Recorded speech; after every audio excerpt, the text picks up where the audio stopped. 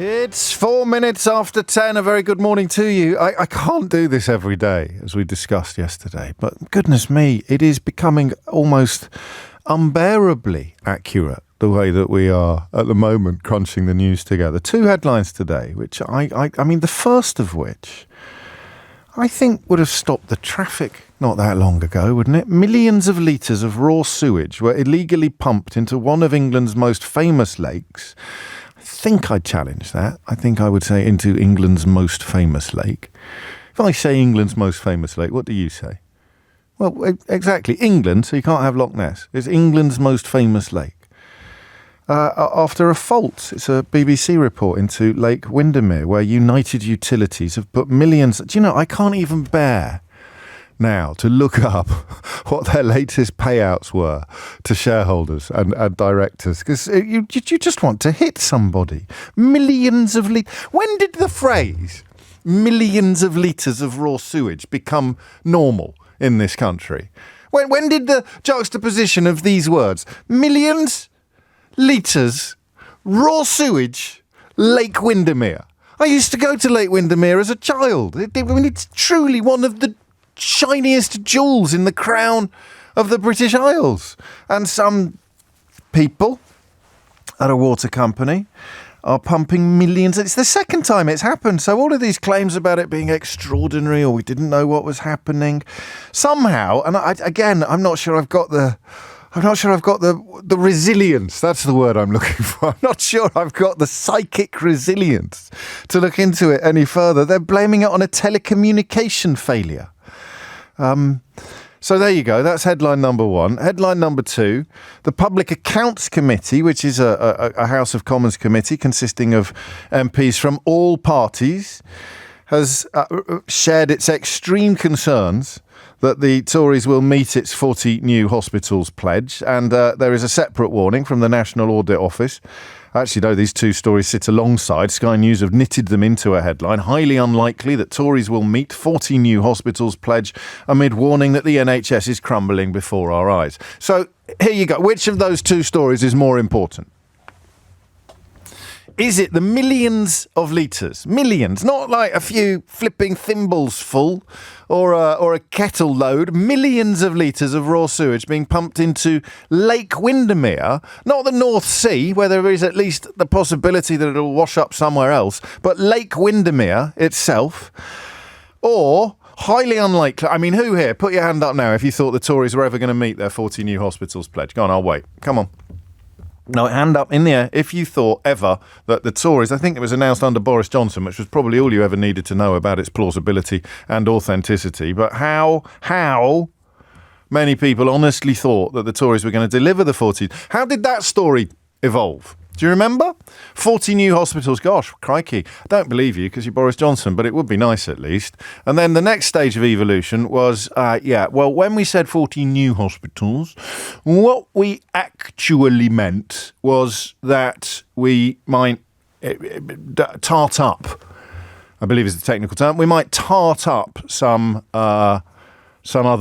already existing hospitals. So we might, it's an old hospital, but what we will do to it will entitle us to describe it as a new hospital. In the same way that if you build an extension on your house, you will be living, when the extension is complete, in a new house. That was stage 2. Stage 3 is, it's probably not going to happen at all. And no one is surprised. That's the bit I can't get my head around, and I've written a whole blooming book about it. No one is surprised. What's that you say? Millions of litres of raw sewage being pumped into the... I know Lake Windermere is a tautology. I know that mere is the Anglo-Saxon probably word for lake. But come on, it's 2024. It's caught on, hasn't it? We can all agree that Lake Windermere, as a phrase, as a description, Lake Windermere has caught on, even though it may technically be tautological. It's a bit like the hoi polloi. You talk about the hoi polloi. And actually, hoi means the. So when you say the hoi polloi, you're saying the people. And when you say, which reminds me, of course, of the Beaten Generation, and Mind Bomb, one of the finest albums of my childhood. But when you say Lake Windermere, what you're really saying is Lake Winder Lake, Lake Winder Lake, or Lake Winder. But it's caught on. It's too late now, Caroline, you pedant, you insufferable pedant. It's too late now to turn back that semantic battleship. And then you remember Kieran, the van driver, who was one of the first people in 2016 to tell us about what was likely to happen at our borders. He was stuck there last night as 20-hour border delays kicked in. There's a full thread on it on Twitter, which you can see on my account, at Mr. James OB.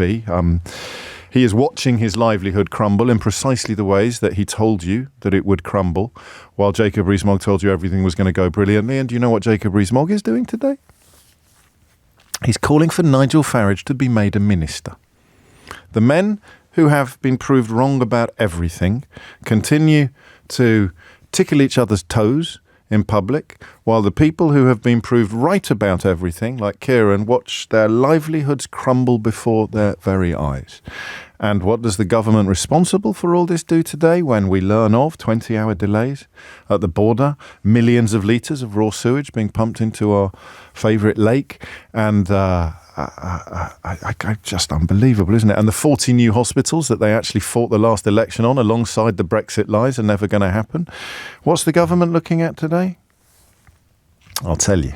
And I'll tell you with a cautious and modest reminder that I suggested yesterday the government had descended entirely into the territory of the lazy 1980s radio phone-in. Do you know the only thing missing now is the death penalty? And I say that so cautiously because one of them will pop up with it next. The only thing missing is the death penalty. So today we must have more stop and search of people, but we're doing absolutely nothing to address poverty. We must have less sex education. I've got some of the detail of this now. They're going to be teaching children about revenge porn before they teach them about sex. That's in the detail of the proposals being put forward. Sex education for children, lazy radio phone-in. People who don't really understand anything ring in and get angry. You say, as the presenter, how will an 8-year-old being abused by an adult know that what's happening to them is wrong if no one is teaching them about what is wrong and what is right? We'll do that at 11. And then we're not doing stop and search today because the third leg of this morning's tripod of idiocy comes from Mel Stride and Jeremy Hunt. And they are telling you that if you're unemployed, it's very easy to get a job. And I want to do something that we've never actually done before. And I make no apology for this, okay? I make no apology for this. I want to know what it's like to lose your job when you're middle class. Because I understand what Mel Stride and Jeremy Hunt are talking about. They're saying that you can just go and stack shelves. Nothing wrong with stacking shelves, but they are talking about how easy it is to get an unskilled job on a wage that is, it's probably even on a wage that is less than they spend on lunch every day. Than they would spend on lunch every day if they didn't have canteens in the House of Commons subsidised by you and me. So the claim this morning is, and they've got all the client journalists out in force today, front page of the Telegraph, Tories tell police bring back stop and search. Front page of the Times is the one about don't teach pupils about gender ID, schools told. And the front page of, where's the one about the and there it is again. Front page of the Times again. Jobs are there if the unemployed want them, Minister. We've got 6 flipping months of this. 6 months of them treating our lives like a sort of hollow election campaign. While all of the bad stuff is happening in real time, they're making meaningless pronouncements about lazy 1980s radio phone-in topics.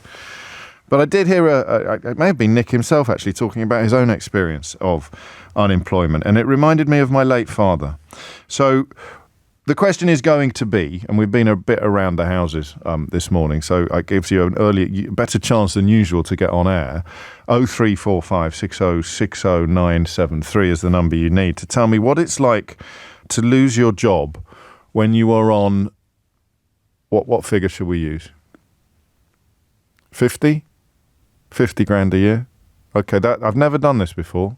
What's it like to lose your job when you're on 50 grand a year or more? All right. I know that's more than the national average, but that's of interest to me because I don't know who Jeremy Hunt and Mel Stride are talking to today. The Chancellor and the Work and Pensions Secretary claiming that the economy is doing far better than many would have you believe. And the way that they're proving this is by saying that people who are, to use their rhetoric, languishing on benefits could actually go out and get a job in a heartbeat. So I want to do the broad question of why you haven't got a job, 0345 6060 973. That is the broad question. Why haven't you got a job? 0345 6060 973. But I want to know what it's like to lose your job, to be unemployed, if your lifestyle depends upon an income of 50 grand or more. I'm almost frightened to ask, you know. My late father lost his job in 1990. He was made redundant by the Daily Telegraph. And one of the oddest political experiences of my life was talking to him about why he went to the job centre, because I didn't think, and I know this will sound snobby, but I was only 18. I didn't think people like my dad went to the job centre. I didn't think people like my dad went to what he would still refer to as the labour exchange, God rest his soul. And he explained it to me, as he often did, in ways that completely changed the way that I looked at the world. He said, I've been working since I was 15, son. I've been working since I was 15. I've been paying tax for almost all of that time. And one of the reasons why I have been paying my stamps, as he called them, paying income tax, national insurance and the rest of it, is so that when I need it, the system will support me. And he needed to sign on in order to access certain services, and I think it also made things like tax returns easier. You need a sort of status, or you did in 1990. You need a sort of status in which you can function within the system. I don't know what it's like now. I really don't know what it's like now. Thank God. It's just luck and circumstance. So in 1990, my dad went to the job centre, and it helped him out a bit in that we didn't have a photocopier at home, and he needed one on a couple of occasions. And I think he had a couple of classes on technology, perhaps. There were things he was still using a typewriter around that time to write his copy, would you believe? And the internet didn't really exist, so it was too early for lessons about that. I don't know that he was ever going to see a little postcard on the wall in the Kidderminster Job Centre that would have been a job commensurate with his talents and experience. He, as I say, left school at 15. He went to work for the local newspaper in Shipley, a suburb of Leeds, but worked his way through many local newspapers via a route that barely exists anymore and is taken by even fewer people, all the way to a Fleet Street title, all the way to the Daily Telegraph. He didn't work on Fleet Street. He was the Midlands correspondent. And he was a brilliant journalist, about 463 times better than I will ever be. And then he lost his job. And that's all he'd done since he was 15.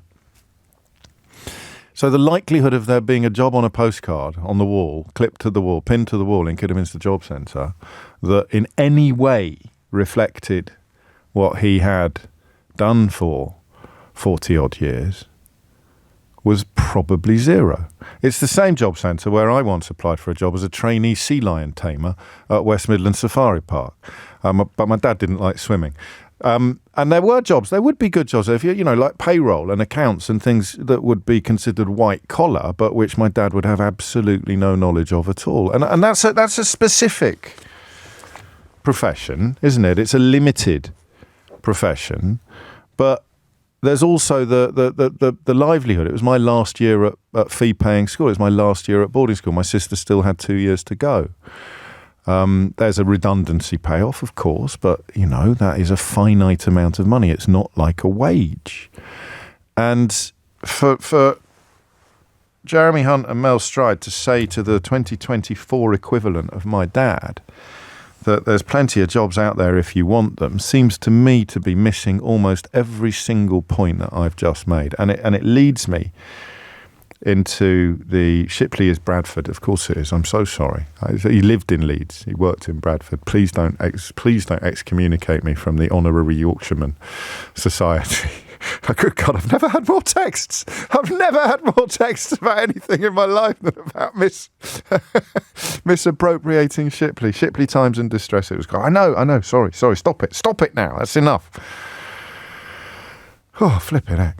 I think the Tories have such contempt for people who have struggled. I really do. And it's the weirdest thing about Tory rhetoric for me, is the inability to appreciate that it could be them.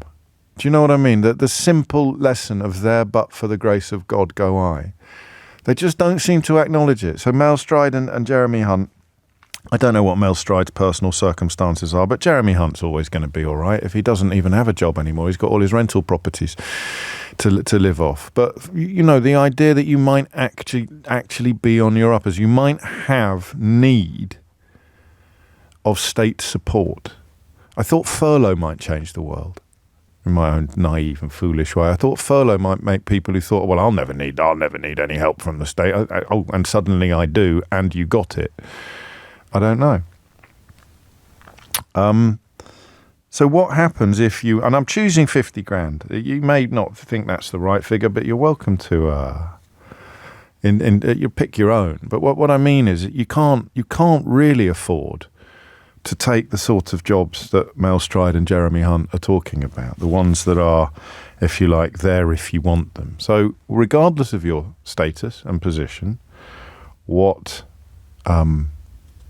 how do you answer the question of why you haven't taken the jobs that Jeremy Hunt and Mel Stride are talking about? 0345 6060 973.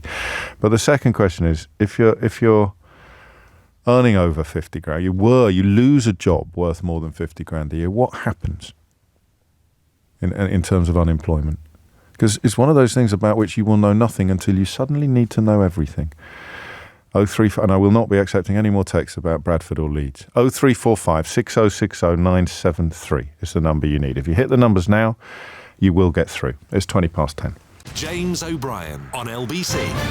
23 minutes after 10 is the time. It is, the more you read it, a really nasty piece of rhetoric, I think, from Mel Stride and Jeremy Hunt today. If you're going through one of the toughest times of your life and you're worried about even perhaps losing your home, Mel Stride and Jeremy Hunt are here to tell your friends and your neighbours and the people on the school run that it's all your own fault and there are plenty of jobs out there, and frankly, if you're kicking your heels, then it's probably a lifestyle choice.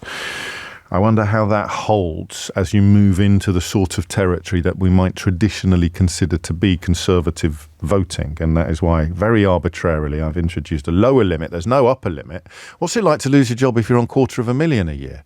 I appreciate most of us would respond to that question by reaching for the world's tiniest violins. But if you're on $250,000 a year income, gross, and your outgoings are 150 grand a year, i.e. pretty much all of your net income, then what happens when you lose your job unexpectedly? You're never going to get a whip around, are you, or a crowdfunder for a city lawyer who loses their job in a round of redundancies that they didn't see coming. But for them, their life explodes. But don't worry, because Hunt and Stride are here to tell you that there's loads of jobs out there. Victoria's in Richmond. Victoria, what would you like to say? Hi there. I lost my job while on maternity leave, and I was earning a really good wage of about just over 90,000 a year.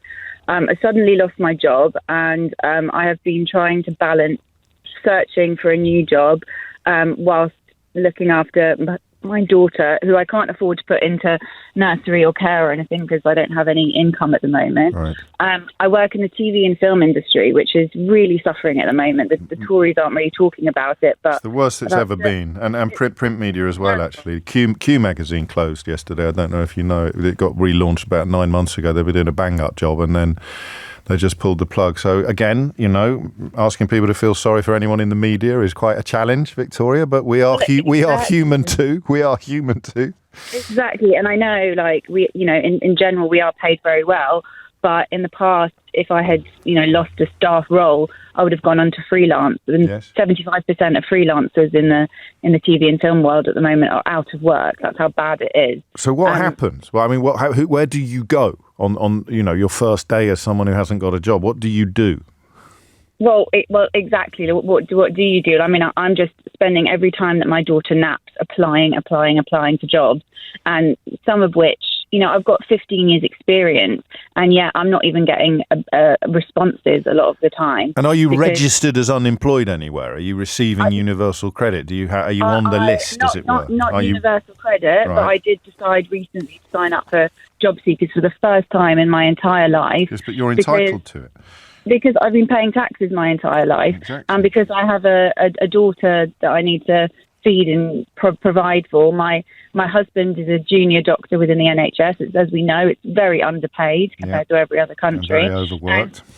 And very overworked, and he can't afford to pay my side of the mortgage and his and all of our bills and outgoings. Well, you wouldn't have got the mortgage on the strength of your husband's income alone, would you? With the calculation. Can I ask how much job seekers allowance is for someone in your position, or not? It's less than £100 a week, which basically. What were you on before? What does 90 grand a year translate into as a weekly net income, roughly? It's about £7 a month or something like that. Okay. So yeah, I mean, £1.50 or more. Yeah. It's the difference is massive. Like I can basically afford some nappies and some food on that, like nothing else. So we will be looking at, if I don't manage to get a job in the next 6 months, we do have to think about what we're going to do in terms of our house, whether we're going to have to move or rent it out. I presume you're considering emigration as well, are you? Potentially, yeah. We might go to Canada or somewhere like that, where my husband could get paid a hell of a lot, probably double, if not triple, what he would get paid here as a doctor. And the house, when does that? And I hate to do this to you, but I know you've looked into this abyss. When does the house become unsustainable? Probably in the next 6 months or so, we would have to look at potentially renting it out and living somewhere much smaller. And it's a modest house. It's not. No, I understand. Big. And when Mel Stride and Jeremy Hunt tell you that don't worry, there's loads of jobs out there if you want them, your response would be? It's just a kick in the gut. It feels like they are so out of touch with what is happening currently in the job market, in the economy, in everyday people's lives. And it just, once again, feels like the Tories are living in their own little bubble and they really do not understand the struggles of everyday people. And I'm just so angry that people continue to vote for them, because it just... It gets ever more extraordinary. And finally, Victoria, if I may, is this morning the first time you felt seen in your current situation? Well, yeah, it's the first time I've ever called into a radio show ever, because I feel like really passionate about this. Because you deserve better. And what you're getting from the only people in a position to deliver better, what you're getting is patronising platitudes and borderline lies. It's easy. There's a headline. Jobs are there if the unemployed want them. Nothing to see here. Everybody move along. Absolutely fine. What are you supposed to do? Dan writes, I'd lose if I lose my £68,000 a year job, and I know there are lots of people listening who can't even dream of incomes like Victoria's or Dan's, but we are actually all in there. You lose your job, you're suddenly identical. We'd lose the house, James, the car would go. My wife wouldn't be able to work as a low-paid nurse, as she'd need to increase her income. She doesn't make much at the moment, but because I earn so much more, she doesn't have the pressure of having to worry about her low pay. I've tried many times to get her a better paying job, but she just likes to be a nurse. Sounding a tiny bit Victorian there at the end, Dan, but I take your central point. It's coming up to 10:30. Mel Stride and Jeremy Hunt are adamant that if you want a job and you're currently unemployed, then there's loads, which seems to me to reflect the reality of almost nobody. And that, I fear, is how the Tories are going to fight the next general election. I've put together a little list of things they should be looking at. I tried yesterday. I've got 1, 2, 3, 4, 5, 6, 7, 8.5 issues on my list. 8.5 issues on my list of things the government could be worrying about, when today they're trying to direct your attention to calls for less sex education, more stop and search, and more abuse of unemployed people for being there through a form of lifestyle choice rather than either economic or individual necessity. Thomas Watts is here now with your headlines. James O'Brien on LBC. It is 10:32. You're listening to James O'Brien on LBC. I think we should probably find some room for one of these today. Unhinged headline. This is perhaps inevitably from the Telegraph. Britain is paying the price for surrender to the EU. The UK can't control its borders because Sunak did not heed my warnings, writes someone called Martin Howe, on the Northern Irish Protocol. So you now have Brexiters complaining about other people not heeding warnings about what was likely to happen to Northern Ireland. If irony could be distilled and put in a bottle, you'd now have about 14 litres of that. In fact, you'd have hundreds of millions. You'd have more litres of irony in bottles than is currently being pumped in untreated sewage into Lake Windermere, Lake Weir. I got that wrong, haven't I? Lake Windermere, Lake. Anyway, that's today's... Unhinged headline. And there might be another one. Also, while we're here, I've got a quick idiot's corner. But Chris, this is for you, mate. And I know that this is very popular on your Uncle Keith's Facebook page, but you are part of the problem the more you subscribe to this sort of nonsense. Why don't you talk about the corruption in the United Nations and the World Economic Forum? Everything that's happening is by design to ruin humanity and create complete control. Control of whom by whom, champ? It's a problem with these online conspiracy theories, is that you get the little shot, you get the jolt of adrenaline. Oh, my God, they're trying to control us all. Who is? The United Nations, I know people that work at the World Economic Forum. The idea, it's a bit like George Soros, isn't it? Or Bill Gates, somehow controlling vaccines or controlling the media. It is absolutely bonkers, but the more you believe that, the less time you spend actually blaming the people responsible for, off the top of my head, millions of litres of sewage being pumped into Lake Windermere, a third of mothers on birth wards having traumatic experiences, dangerous prisoners being released early because there's no room and the whole system is in meltdown, shoplifting being pretty close to not even being considered a crime anymore while the police face all manner and of myriad other problems, NHS waiting lists, patient satisfaction the lowest it has ever been, GP appointments as rare as hen's teeth, dentists even rarer, border checks on fresh food, making everything more complicated and more expensive. And if you lie awake at night worrying about such things, immigration is higher than it has been in donkey's years. But hey, you focus on sex education in schools and unemployed people swinging the lead. Because if you need a job, if you want a job, there's loads of jobs out there. Until you actually ask people what it's like to be out there without a job. Ross is in Chipping Camden. Ross, what would you like to say? Yeah, good morning, James. Hello, Ross. Love the show. Don't always agree with you, but love the way you make me think about things and life in general. I'll take that. Thank you. So a bit of background. I'm a long-term Tory voter. Won't be voting them again in my foreseeable lifetime, I'm pretty sure. Okay. Jeremy Hunt used to be my local MP. And I've had the very privileged background where I've been to a public school, not a great one, but a public school. God, that's such a class-ridden English thing to say, isn't it? It really is. I know. That's extraordinary. Yeah, go on. And I've been lucky that since I was about 25, I've always had jobs over £50,000 a year. I've reached about 130 a year. Gosh. My last role was 85 plus. And I found myself, I feel very thankful for that. However, with everything that's going on with the Tories at the moment, I don't think they really get to understand how much of a kick in the... I was going to swear there, but yes. You know where I'm going with that, how much of a kick in the guts it actually is. No.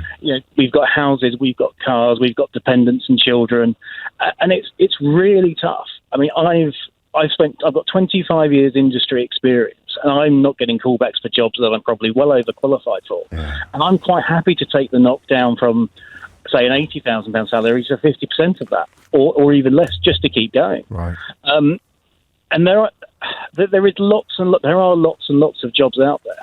However, if you're a middle-aged man, and I'm 45, yeah. You're not getting callbacks. You're not getting phone calls. You're not getting recruitment agencies calling you. The big companies always want the youngsters. They want the up-and-comers because they think they're driven. They know. Where do you think the cut-off point is? Because I'm 52, so I'm toast as well when I think the time comes. But where do you stop being an up-and-comer? Up until recently, I honestly thought it was going to be 50, 55 plus. Yeah. But what I'm finding is there is a degree of ism, and I'm not quite sure what the ism is, whether it's age-related sexism or, qualificationism, whatever you want to call it. But there is definitely something... You've got someone who's overqualified. It seems to be against natural justice not to give them the job, but the worry there is, of course, that they'll be looking around as soon as they get there to move somewhere more commensurate with their qualification. Yeah, and I'm quite happy to go and do something completely different, diversify, as, using some of my farming friends' language, and go and do something completely differently. And I've got cross-comparable skills that would go across many different industries, but because you haven't got a background in, say, construction or power networks or whatever it may be, that the companies just aren't interested. They're so insular. So where do you go? Looking at the government job boards, for example, yes. There's next to nothing on there for a salary above £80,000 a year. Fine, I accept that. It's designed for certain people, certain trends in society. But you've got your mortgage doesn't. Your mortgage has gone up, or if it hasn't, you're lucky. Your cost of living has gone up, or if it hasn't, you're lying. Outgoings that are not easy but manageable. when the tide is in become completely impossible when the tide goes out. Exactly that, and that's the problem, is the mental health side of things. Nobody's actually talking about that for middle-aged. Well, tell me about it a bit. Tell me about the toll. So I'm currently taking medication for anxiety and depression. Right. I have a minor history of it, shall we say, but it's been predominantly since January of this year, through stress of work, then leaving work, then the pressures of being basically kicked out the door. Won't go into details because I can't. No, that's fine. And, I have a friend of mine in the same village, and there's probably 150 people in this village. Yeah. He's been out of work for 6 months. He's a software sales professional. He's done it all of his life. And we catch up for coffee every now and again, and a slice of cake or a biscuit, whatever's going around. And he is literally on the verge of losing everything. Yeah. He's talked to me about he's actually worth better off dead. And we've had some very serious conversations around this. And, I haven't brought him back from the brink because I don't think he's there, but we've had some very serious conversations. And he needs a lot of support and propping up. And where do these people go? There is no forum for these people. It's not as if we can go down to, to coin a phrase from, what was the film in the 80s of the Sheffield Steel Workers, 90s, sorry. The Full Monty. The strip, that's the one. Yeah. There is no job club for people like us. There is no support.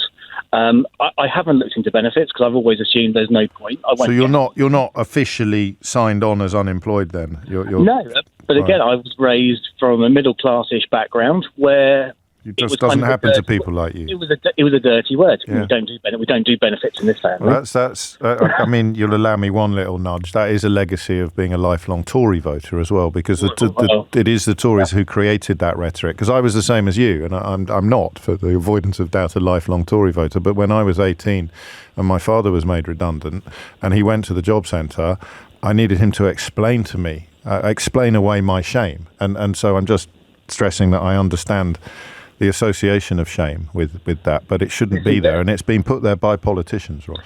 And there is a huge amount of keeping up with the Joneses, no matter where you are, whether you're in a council flat in Dagenham or if you're in a £5 million house in the Cotswolds or Cheshire. Yeah. You want to be seen to be not necessarily affluent, but successful. To be doing well. Someone once said to me, the happiest people live in the biggest house on their own street. It doesn't matter where the street is. And that is sad. We shouldn't be atavistic, but we are. It's the human condition.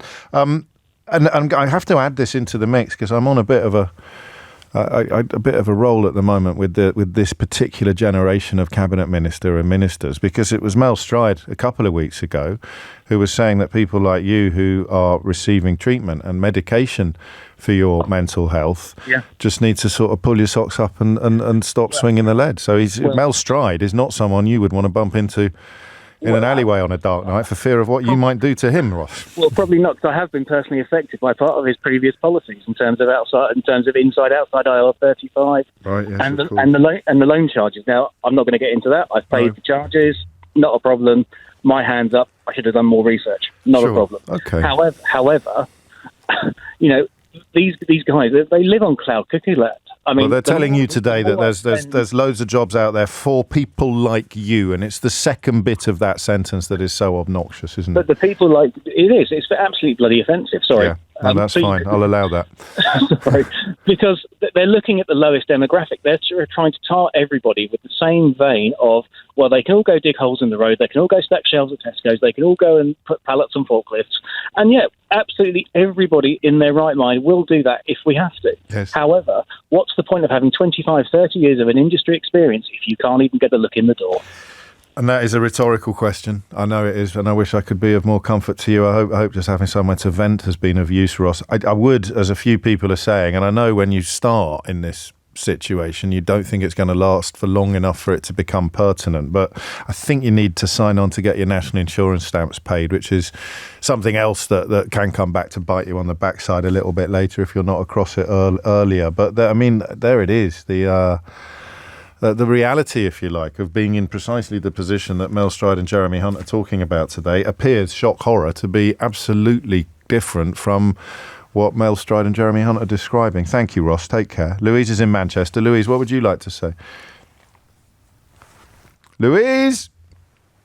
And let me read some... Quite similar Carry on. to the last caller, really. Yes. Oh, there's something wrong with your phone line, Louise. I can only hear about one word in 12, which is obviously suboptimal. I can't believe someone else has made this point, because I wanted to make it as well, Adrian. Victoria, our earlier caller from Richmond, is unfortunately a perfect example of what Gary Stevenson is trying to get people to understand. Gary Stevenson, now a best-selling author, but also his YouTube channel, Gary's Economics, talks about inequality not only affecting the poor anymore. The economy is now becoming tilted against people who on 90 grand a year. Natural Tory voters, traditionally, as Ross just alluded to. It's a great text, this, Adrian. This all shows how important wealth distribution is, yet neither Conservative nor Labour are interested in addressing the problem. Gary's Economics needs constant plugging. I'm happy to plug it, but he goes further, and he talks about how epic wealth is now moving onto the middle class lawns. So working class people have been left with next to nothing. Right, I think everybody can agree about that. They're even on 0 hours contracts. The idea that you have any social capital or workplace dignity has been completely eroded by neoliberalism, culminating in 14 years of Tory rule. So where do you go next if your only reason to exist is to accrue ever more money? If you're running a fund, if you're running a bank, if your job is simply to accrue money, a sort of Rees-Moggian approach to economics, where do you go next? Where is the money? The money's in the middle class. The middle class are next, and what you're hearing today are some of the canaries down the coal mine of that process, which is the next stage of a redistribution of wealth, a post-20th century redistribution of wealth, where the advances made by ordinary working people are undone by the latter-day aristocracy, and that's an aristocracy of wealth rather than an aristocracy of inherited privilege, although it's often very hard to tell the difference. James O'Brien on LBC. 10:47 is the time you're listening to James O'Brien on LBC. Razor says, can we have a jingle for Idiot's Corner? I don't know. Some people pick up on me for Idiot's Corner. They say it's a bit unkind. Also, it'd be like the bit of lawn when you step off the patio. The bit of lawn that gets really worn out. It'd be like that, wouldn't it, Razor, if we had a jingle for Idiot's Corner? But some people say I shouldn't have. It's an idiotic corner. So it's idiotic behaviour. I don't want to label anyone an idiot, although in Mel Stride's case, the temptation is almost irresistible. So no, we're not. Also, it takes me months to get a jingle. It takes me so long to get a jingle that I forget about what the feature was before I before I politely and almost certainly in vain requested that somebody put together some actual production for me. Gary Stevenson's book, by the way, if you're interested, is The Trading Game. And I've got a horrible feeling that in 30 years' time, people are going to be a bit like Ross was when he said, I wish I'd understood a little bit more about loan charges and things. I wish I'd read Gary Stevenson's book.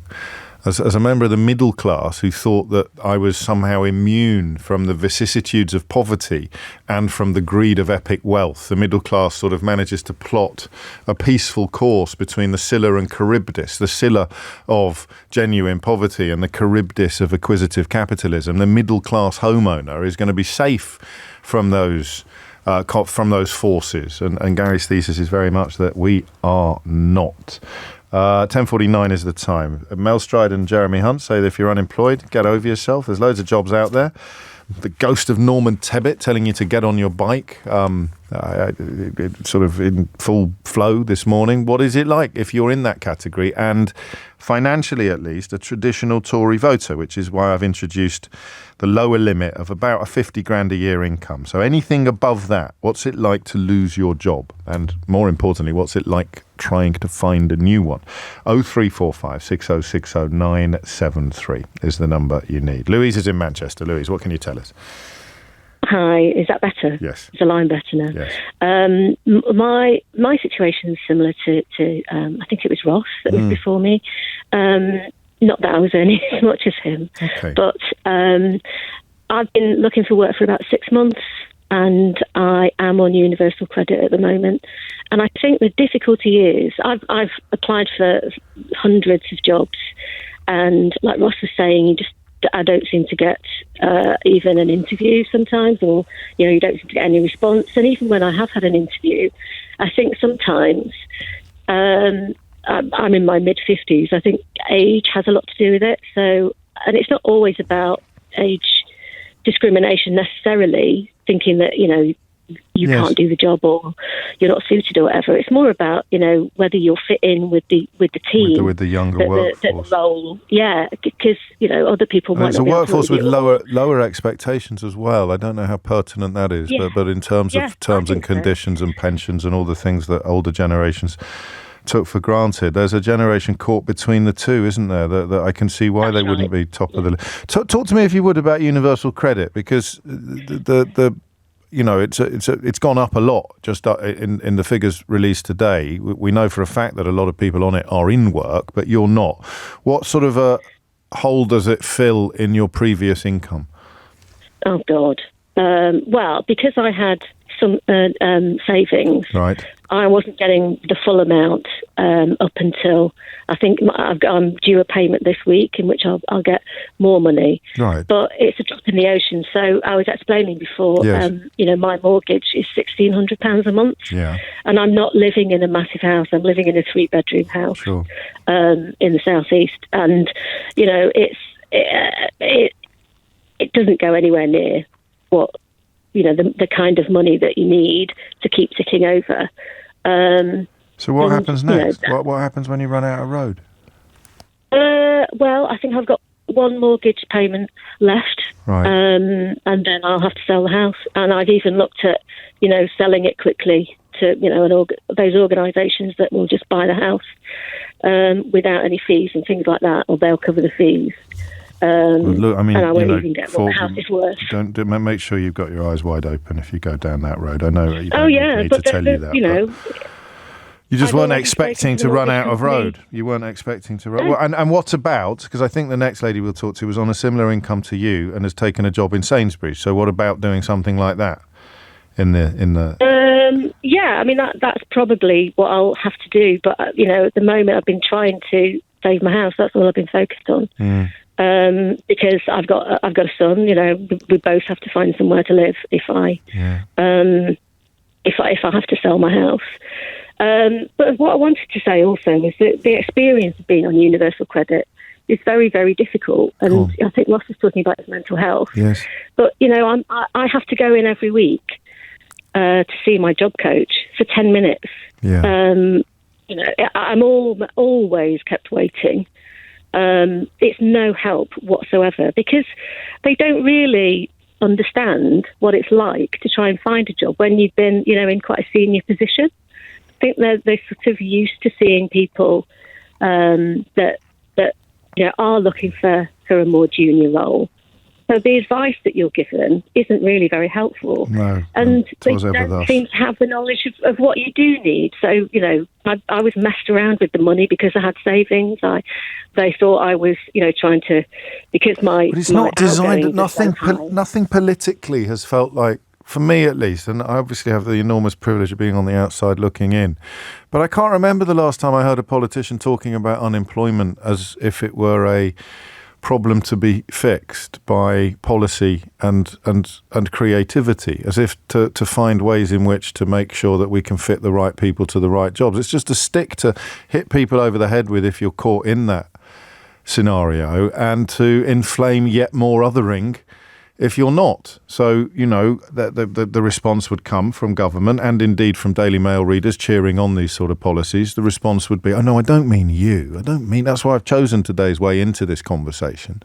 Because when Daily Mail readers are encouraged to hate unemployed people, or Today Times readers are encouraged to believe that all unemployed people could get a job tomorrow, they don't mean people like them. No. Good Lord, if my son lost his job, I wouldn't want him taking up the sort of roles that Jeremy Hunt and Mel Stride are talking about. So everything is underpinned. I'm going to construct this properly soon.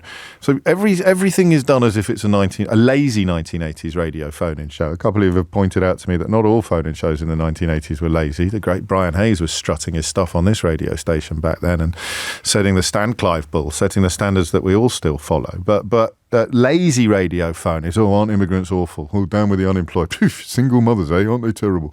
That's the government. Today it's, we need less sex education. We need more stop and search. Oh, and unemployed people, it's very easy to get a job. So you've got that kicks into it. But then the way that they leaven it in order to keep their own people sweet is by then adding in a little whisper in the other ear, oh, no, I don't mean you. Saw it most starkly. I know I hit this button a lot, but we saw it most starkly after Brexit on immigration, where even children in sons and daughters-in-law were being told by their partner's parents who'd voted for Brexit to get rid of the immigrants. They're saying, no, I don't mean you.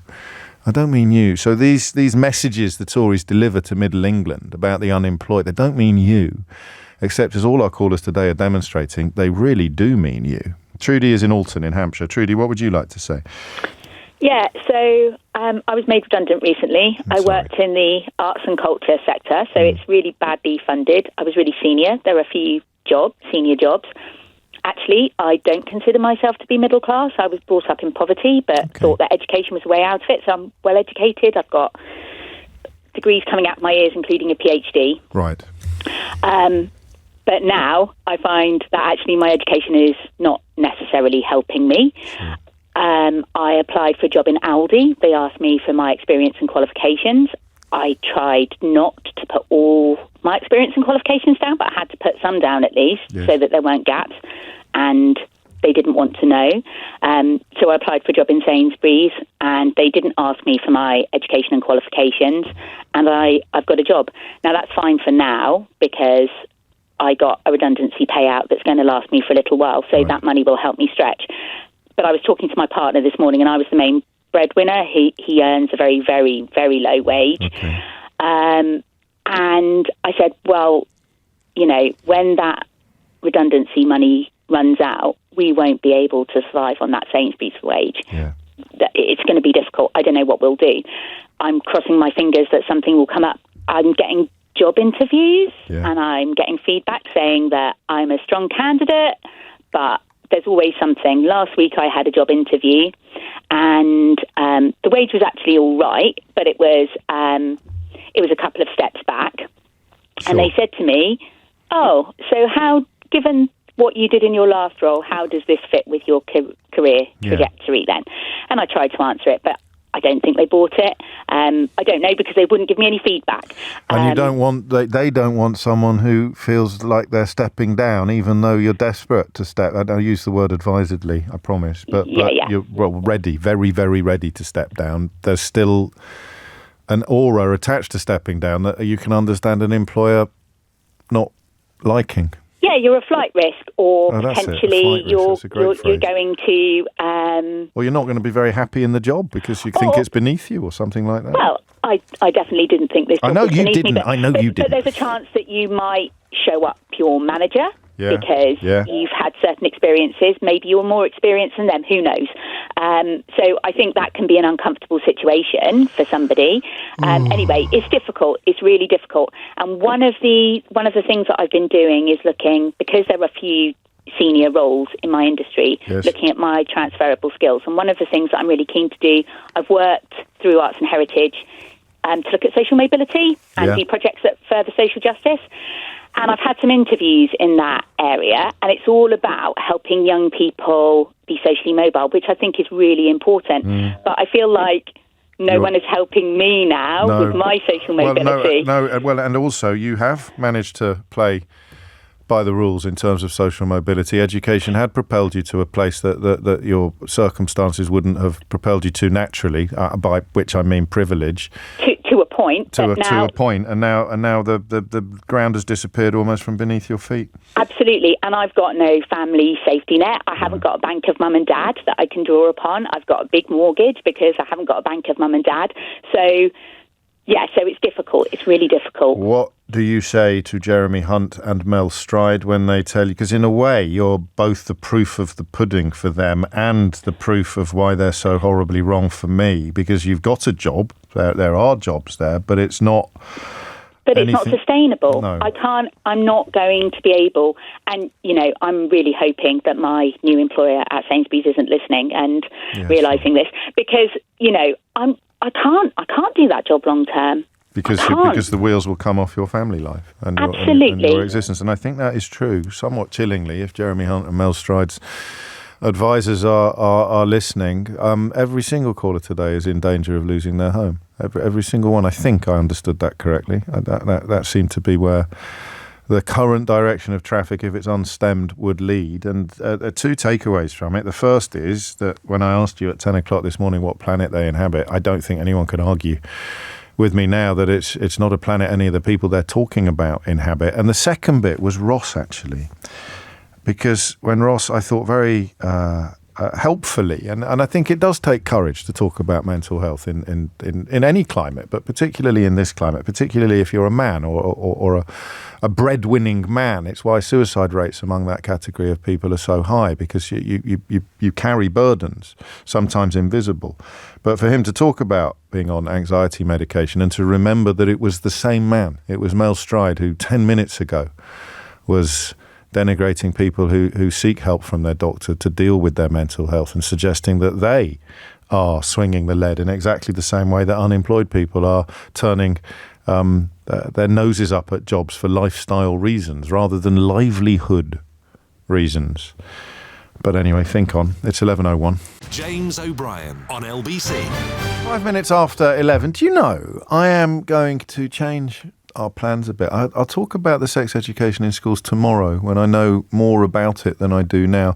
Because at the moment, the laziness of the politics is it's so obvious that it almost makes every subject feel the same. On that one, just so that you know, because anybody conducting a conversation about sex education in schools who doesn't ask this question, I think is letting down everybody. How would an 8-year-old or a 9-year-old who was being sexually abused by an adult know that they were being sexually abused by an adult if the adult told them that they weren't, that it was all perfectly normal behaviour, unless somebody else somewhere is teaching them what is and what is not perfectly normal behaviour. And I mean, also looking at some of the detail that's emerging, and that's why I say I want more to emerge before we get stuck into it together. They're going to be teaching. Would you trust this lot? Seriously, would you trust them to run a bath? Never mind to run something as important as rewriting rules regarding sex education in schools, which do not currently appear to be in much need of rewriting. So you won't be taught about sex itself until you're 13. That would be contraception, sexually transmitted infections and abortion.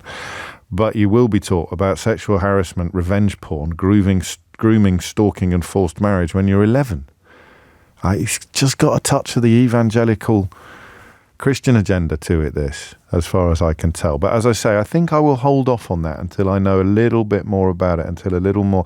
I mean, I think it is designed just to let them stick gender ID in a headline. But I've told you before, and I will tell you again, that the obsession with that subject on display in some quarters is not shared. For good or for ill, don't shoot the messenger. I watch the switchboards when other people talk about it, and it's not shared by the public at large. They are more concerned about the kind of things we were talking about in the last hour. They're more concerned about the millions of litres of raw sewage being pumped into Lake Windermere, or the third of mothers having traumatic experiences when giving birth, or the dangerous prisoners being released early because the prisons are full, or the fact that shoplifting is pretty close to not being a crime anymore, or the length of NHS waiting lists, or the difficulty of getting an appointment with a GP or a dentist, or the cost of food going up now as a direct consequence of the Brexit that Jacob Rees-Mogg and Nigel Farage told you would bring down the cost of those sorts of things. And you're welcome to add to my list. But let's have a slightly more philosophical discussion, shall we? PMQs is on the way at 12. I think, did Natasha and I have a small bet last week? Did we bet 50 pence? That there'd be another defection from the Conservative benches to the Labour benches. Something on that, actually. Because something really weird happened after Natalie Elphicke defected to the Labour Party, which is a Conservative revealed that when she was a Conservative, she asked another Conservative for some sort of special treatment regarding her Conservative sex offender husband's legal case.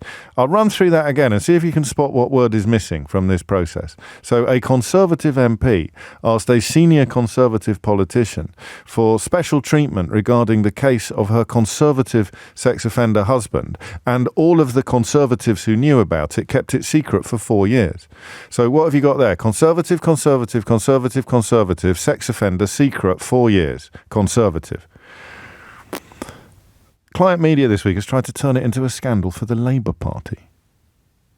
that Natalie Elphicke reportedly or allegedly sought help from the then Attorney General with her sex offender Conservative MP husband's legal case.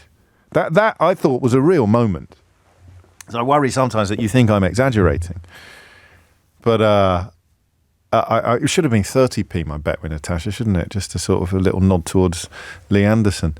But that was, for me, was possibly the clearest illustration yet of what client journalism looks like. Could you imagine taking that phone call and being told, actually, that's not fair, because the bloke that broke the story is a brilliant journalist. But you have to reveal the story. But to reveal the story and then watch as client journalists turn it into a problem for Labour, instead of saying, how the hell could the Conservatives, if this is a scandal, if what Natalie Elphicke allegedly did with Robert Buckland is in fact a scandal, then how the hell could all of these Conservatives have sat on it for 4 years? So you find yourself thinking just how bent things can actually become before anybody presses the alarm button. A Conservative MP asked a Conservative Attorney General to intervene inappropriately in the legal case of a Conservative MP who also was subsequently convicted of sex offences. And all of the Conservatives who knew about it kept it secret for 4 entire years. But Keir Starmer has questions to answer. Do you want to run that by me once more? Keir Starmer has questions to answer. I mention that because I don't know whether there is going to be another defection today. And if there is, then Natasha has to give me 30p. And if there isn't, I shall give her 30p. But I mention that because it also became clear later in the week that the reason why they're revealing such epic levels of hypocrisy and double standards is as a warning to any other Tories thinking of defecting. So one of their sort of cheerleaders in the media actually let the cat out of the bag and said, a Tory minister has told me that anyone else thinking of defecting is going to be spooked by what we've done to Natalie. So we keep so many secrets of scandalous behaviour by so many Tory MPs that if any of them ever think of defecting, then we'll just reveal all the secrets that we've been keeping for years in order to embarrass their new employers at the Labour Party, because that makes sense, doesn't it? I sometimes wonder why this stuff even needs explaining. And then I open the Daily Mail or the Daily Telegraph, or increasingly, I'm sad to say, the Times, and I think, yeah, this stuff needs explaining. And Idiot's Corner for this fella, James, she's not a Conservative MP. No, when she asked the Conservative Attorney General to intervene in the case of her Conservative sex offender husband, she was a Conservative MP, and all of the Conservative MPs from the Conservative whip down to Conservative backbenchers who knew about it were Conservative politicians, as was she, while they kept it secret. I just said that I can't quite believe that I need to explain this stuff, but there is PM popping into, I don't think it's the PM, but you never know, it might be. That's about how desperate they are these days, popping into Idiot's Corner. Right, I've done it twice now today, and it is a very silly thing to do. I'm going off on my little tangents at the top of the hour instead of halfway through, instead of setting up the phone in. And this actually traditionally is quite a difficult phone in to set up. So I've probably blown it already. And it will be quite a short phone in anyway, because PMQs comes up at 12 o'clock and we like to have a little look at the runners and riders before we cross live to the House of Commons. So should we do an experiment? Should we try and do a phone in the old-fashioned way, where I just tell you what the subject is and you ring in with your opinions before I inflict a 27-minute monologue upon you? And do you think this will work, or have I actually now gaslit and groomed you into a place where you won't be able to deal with a traditional phone? I'm not going to invite on the political editor of the Daily Bugle because I can't be bothered to think through the facts myself, or have some other largely unqualified guest to try and get the conversation going. I'm not that traditional. But if I just say what the subject is, if I say, how worried should we be about ... And then if you don't ring, I'll give you a 20-minute monologue after the next break. How's that? Does that work? Is everybody happy? What's not to like? So here's the question. Something about the phrase facial recognition technology chills me to the very core, right? But then I read that they've been using it in Croydon to make arrests for offences including rape, robbery, fraud, grievous bodily harm, and possession of Class A drugs. So this is people who have slipped through the net, if you like, of the authorities, people whose identity is known, whose photographs are on a system and who are currently, despite the charges against them or the suspicions they're facing, are currently evading and eluding all justice and scrutiny. So they walk past a camera that's loaded up with their image, and the camera goes, that fella over there is wanted for questioning about a rape. And then the chill to my core that I feel at the very use of the phrase facial recognition technology begins to melt a bit. So, what do you think about the police using facial recognition technology? All right? And if you don't ring in on this, I'll give you a 20-minute monologue after the next break. So it's entirely on you. I don't want any complaints about 20-minute monologues. It's entirely on you. What do you think? Because they're bringing it in. I should just tell you briefly that they're the Metropolitan Police is about to get £550,000. Yeah, it won't buy you much, will it? Imagine that a PPE contract. Anyway, they're about to get £550,000 to bolster their use of live facial recognition. It will be cameras fitted on top of police vans, scanning the structure of our faces as we walk past and assessing them immediately against a list of wanted suspects and alerting officers if there is a match. That is what is going to happen it is already happening on the streets of London and I suppose other cities. It's going to start happening a lot more under this government. That is not the future, that is the present. What do you think of it? Because I could give you 52% conniptions, 52% reservations, 52% fears, and 48%, well, you know, if you've got nothing to hide, which is a terrible and frightening road to go down. But when they say that they're actually arresting suspected rapists, robbers, fraudsters, violent criminals, suspected violent criminals, and Class A drug dealers, what's the balance? What's the philosophical balance here? It's 11:15. That's the end of the monologue, unless you don't call me to tell me what you think about facial recognition technology being used by the police to identify wanted suspects. In which case, I'll give you an excellent and extremely long monologue after this. James O'Brien on LBC. I'm receiving reports that the people who told you that we would be able to negotiate a brilliant Brexit deal by threatening to walk away because we needed them more than they needed us are now turning exactly the same argument to the European Convention on Human Rights. But I'm not currently prepared to believe that even some of the characters who rose to prominence during that era, such as Brexit hardman Steve Baker and Mark Francois, I'm not currently, without more proof, I'm not prepared to believe that has actually happened. So I hopefully will be able to bring you more on that by the time we start setting up, laying the table, shall we say, for PMQs later this hour. But first, well, I don't know really. Do you think that's enough, Keith? I'm not sure that. What do you reckon? Take some calls or do a 20-minute monologue? I don't know. There's a lot of pressure on John in Maidenhead here, to be fair, but we shall see. It's not the only call, but it's not a full bustling switchboard like I would normally get at the end of a 20-minute monologue. Oh, well, okay. I'm in for a penny, in for a pound. John in Maidenhead, facial recognition technology. What would you like to say? Good morning, James. Hello. I'll bite. This is my world. This is my industry. It's my whole career. Okay. Security system. So it's a tough one. Is the short answer. This is why I have to do 20-minute monologues, man. So people don't come on and say it's a tough one. Of course, it's a tough one. It's why we're talking about it. Okay. Carry on. So I would, if I was Lord of the World and had all the levers to pull, I would probably set a line somewhere, and I would talk to judges and police officers about where that line would need to be set, because I would start with, so in order to socialise the systems and how they come, because they are inevitable, they are coming. Why are they inevitable? Simply because the technology is irresistible. Right? Here's a database of people that are wanted. Here is a technology that can actually stick a flag on their heads. How can you possibly not eventually embrace it? So, yes, but it's inevitable because it's commercialised, and commercial enterprises will be able to do it themselves. You'll find it in Macy's, you'll find it in Selfridges, you'll find it in Tesco's, and as soon as it's everywhere, that's just to keep an eye on known. That's to keep an eye on known shoplifters rather than to apprehend them. They will use it for their own means, whatever they feel like that's doing, whether it's managing store abuse, whether it's managing other incidents in their stores or whatever. And then what you'll see is then it will happen at football grounds. It will be, the safest grounds will be the ones that have all of this. So then you'll find that FIFA will be mandated, and then they'll turn around to the government and say, why didn't you do this already? You're too slow. So it is inevitable. That's fine.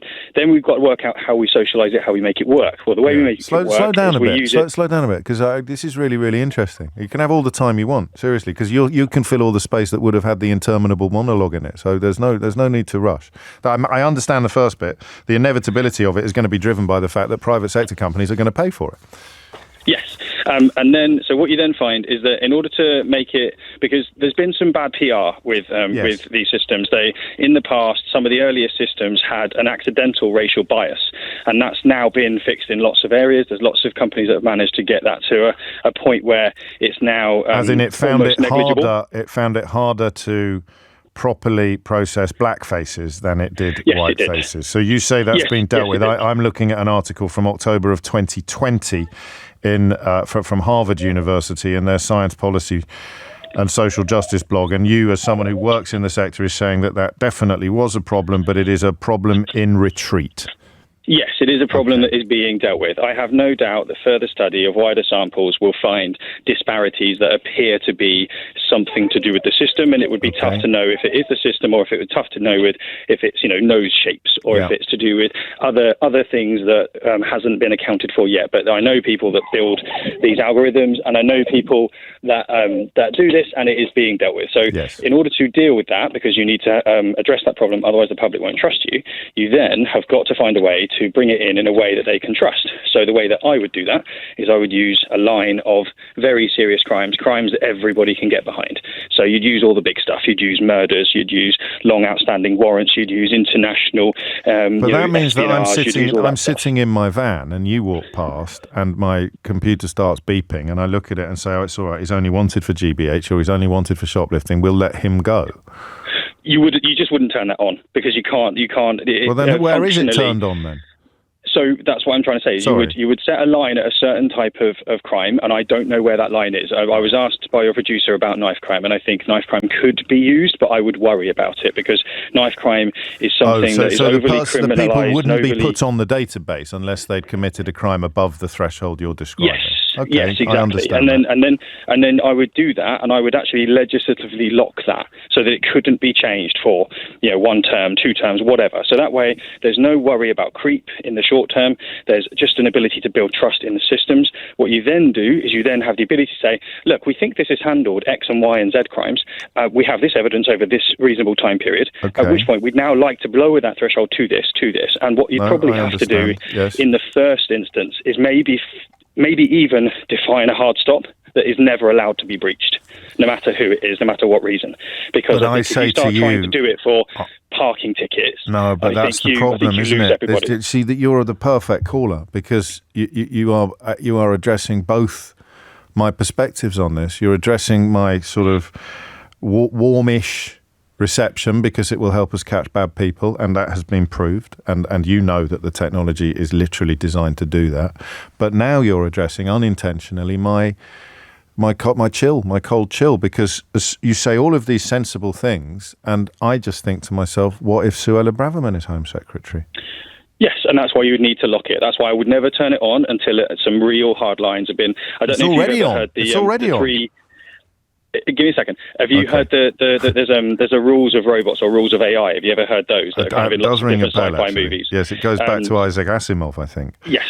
And so as a result, you'd have to have some kind of version of that for these systems in order to say, these systems will never be allowed to do this or never be able to, because that would undermine the what you're telling us fabric that it would help fix. You would need complicated, intelligent, visionary and evidence-driven legislation provided by the current generation of politicians. You would, and then we have a whole different problem. Yes, okay, I've got a monologue on that. Well, what we would need to do is we would need to make sure that we try and work out anywhere and everywhere this can be used, because what you'll find is it will start to get used in car washes, so you can pay for your car wash automatically. It would start to get used in because I'm already using it on my phone. Yeah, exactly. So it's coming. It's already coming. So that's why the inevitability is there. Okay. What we need to do is work out what we're going to allow it to be used for, what we're going to allow it to be used for profit, because ultimately anybody that has profit as their main driver is not going to have the customer's well-being at their main But you say this concern. as someone working as a security system specialist in the private sector. Yeah, and it's worth one double of our coming biggest from you. challenges. It's worth double coming from you. Can I run something by you on the mechanics of it? And I know that part of your answer will involve saying, yeah, but it will get better. It depends. Yes, exactly. But you're not allowed to say that. Have you seen the Specsavers advert where the vet is sort of accidentally treating a fur hat? I Thinking think it's I a might cat. have. Okay. I think I might have, yeah. It has been suggested that person looks a lot like me, the person playing the vet in that Specsavers advert.